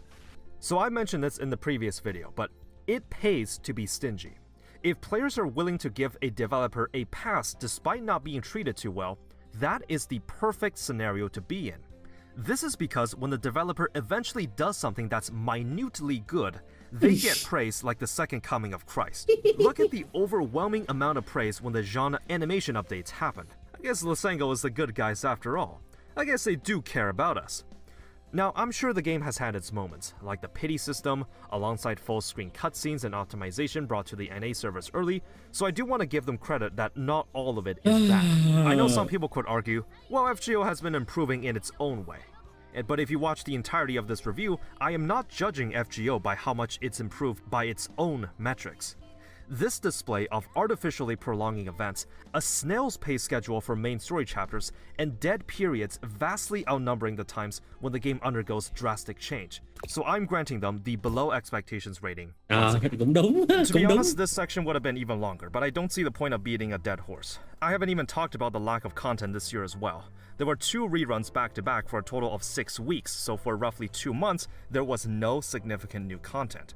For the record, I don't consider events quests or interludes as events, since it's a basic expectation that challenge content is rolled out periodically, much like how the majority of gacha games just release them as monthly or bi-weekly editions. They are not events. Now, this portion of the video was appended on the very last day before the video was uploaded. And after seeing the announcements of the 9th anniversary, I just gotta say, yikes. There were no major quality of life changes, and the addition of the 2 new append skills are another way to artificially add grind while requiring players to pull even more copies of the unit. However, the reason this video was delayed for a day is that after the JP player base did some convincing on Twitter, against all odds, Lysenko actually issued a response within 24 hours. You can now transfer one append skill to another, so while this still doesn't change the fact that you have to pull 8 or more copies of an SSR to max everything out, it is at least something. Not to mention, all coins spent on grill casting will be refunded. I need to emphasize this part because Lysenko responding to the player base at all is extremely unprecedented. This must have struck a nerve so hard that it forced their hand. As many pointed out, this is not nearly enough to address the piss-poor implementation of servant coins, and it does not change my perception of Lysenko as a company. It comes down to whether the big spenders are okay with this as the minimal amount of improvements. Remember, with a lot of these larger corporations, you give an inch, they take a mile. But hey, we'll see if 120 quartz is all it takes to shut the... Yeah, 120 quạng để bịt miệng. Okay, I'm okay with that. players up. Và yeah, hình như mấy bạn bên NA có thể mấy bạn sẽ không nhận được 120 quạt này đâu nha. The Fate universe is vast, possibly one of the largest Japanese intellectual properties out there. One cannot deny their cultural significance, as well as the quality of its story and character designs. At its core, FGO's gameplay loop is fine. Simplistic on the surface, but with layers of complexity under the hood. I think in terms of freedoms and builds or strategy, the game allows servants from all varieties to shine. For a game that has held steady for 9 years, I would say it still speaks a lot about its staying power and the dedication of its fanbase. I tend to go a bit easier on older games, since I know they never had the foresight of modernizing it to the current market. That being said, FGO has had a lot of opportunities to improve its mechanics and make changes. Now, I'll tell you the one argument I hate when any defense regarding live service games show up. You can't criticize the game because the devs will fix these problems in the future. My response to this will be the same every time. I can't predict the future. Neither can you. I will review the product in front of me right now. Regardless if anything gets fixed in the near future, the problems I have stated in this video have been affecting the game for the better part of 7 years. I actually started on the script for this video by early May. The reason Kiểu đang gọi là sẽ có thằng vô, nó sẽ có thằng chửi đó, chính là ví dụ ui mẹ cái hệ thống servant coin này là họ update cái bon tăng cái lượng khi mà bạn cày bon mấy bạn sẽ được nhận cái lượng servant coin cộng thêm bao nhiêu vậy đó. Nhưng mà yeah, tại vì cái này là cái kịch bản này thì hình như là được viết từ tháng 5 rồi thì phải. years. I actually started on the script for this video by early May. Early May, yeah. The reason this wasn't put out sooner is because I wanted to wait until the announcements of the 9th anniversary to make sure that people can't make this argument. So for anything listed in the video, they are still valid criticisms. I've seen the anniversary announcements. I know it, you know it. And who knows, part of me really believed they fixed some of the game's problems, but hey, maybe 10th time's a charm. I've stuck with FGO for more than 2 years, and I believe being a fan of something is not to blindly defend it, but to critique it so that it may become better. For those in denial of the state that the game is in, despite going into the modern gacha market, let me ask you, does having a laughable pity system, poor developer responsiveness, and a lack of quick farm features give FGO its own unique identity? Is a part of the game's creative vision to leave out crucial skill descriptions in-game and mislead players through the UI? Đúng là nguyên một cái video này hơn gần 2 tiếng để nói về những cái điểm gọi là fucked up của là single và Aniplex. The weird part is, FGO is the one true anomaly in the gacha industry. Despite everything that has happened, the game remains to have an extremely loyal and dedicated community. If another dev tried to do things at the pace of FGO, the game would fail. The Lightworks has literally tried that, and the game shut down in 6 months. You've seen the rating on the thumbnail. I cannot deny that the backbones of the story is supported by industry veterans. 6/10 vẫn hơi cao. Gặp tôi mà thấy vẫn hơi cao. And when it shines, it absolutely deserves to be praised. But the game is hugely marred by a mismanaged development team. Because part of me wanted to bump down the rating even more after seeing the dismal 9th anniversary announcements. I personally believe complacency and mediocrity should not be rewarded. And this company right here is one huge pile of it. All I have to say when seeing the status of this game is, after 2 long years, I'm finally out. With these final words, I want to restate that a review is ultimately an informed opinion. You are allowed to disagree with me on any points in the video. I know that FGO, and by extension the Type Moon franchise, has a long-standing fanbase. I know there are a lot of people passionate about this game. I do not want you to stop having fun with this game. What I want to do is to point out the good and the flaws, and push the development team to make the game better. Asking someone to play a gacha game for 2 years is a very long time. I stuck with the game throughout my journey because I was engrossed in the lore and the story of the Fate universe. Truth be told, I will likely pick up Tsukihime and Mahoyo down the line as well. They're both genuinely amazing stories by some of the best writers on the other side of the world. With that said, I appreciate your time being here today. You're free to leave behind any feedback or criticisms of this video down below. If you enjoyed the video and want more gacha content just like this one, you know what to do. Thanks for watching, and as always, have fun out there. In the gacha, Chúng ta đã xong cái video rồi. Xong rồi. Đó mà công nhận nha. Tìm hiểu chi tiết kỹ tới cái mức mà gọi là đôi khi nhiều khi có những cái thứ mà tôi cũng không để ý tới luôn á. Công nhận xịn đấy. Rồi. Chắc nay tới đây thôi mọi người. Nay tới đây thôi. Mấy tiếng rồi, 3 tiếng luôn hả? Đúng giờ nha. Thì nói chung là cái kênh này thì nó chỉ ra được những cái mà gọi là tổng quan hết fategrandorder, từ những cái mà gọi là nói chung là từ story cho tới servant cho tới mẹ đủ thứ hết trơn luôn, thì cái kênh này làm được á. Rồi thôi, hôm nay tới đây thôi mọi người ơi nha. Thì hẹn gặp lại mọi người vào buổi stream sau nhá. Giờ mình cút đây. Bye bye mọi người nha. Bye bye nha. Bye bye. Peace.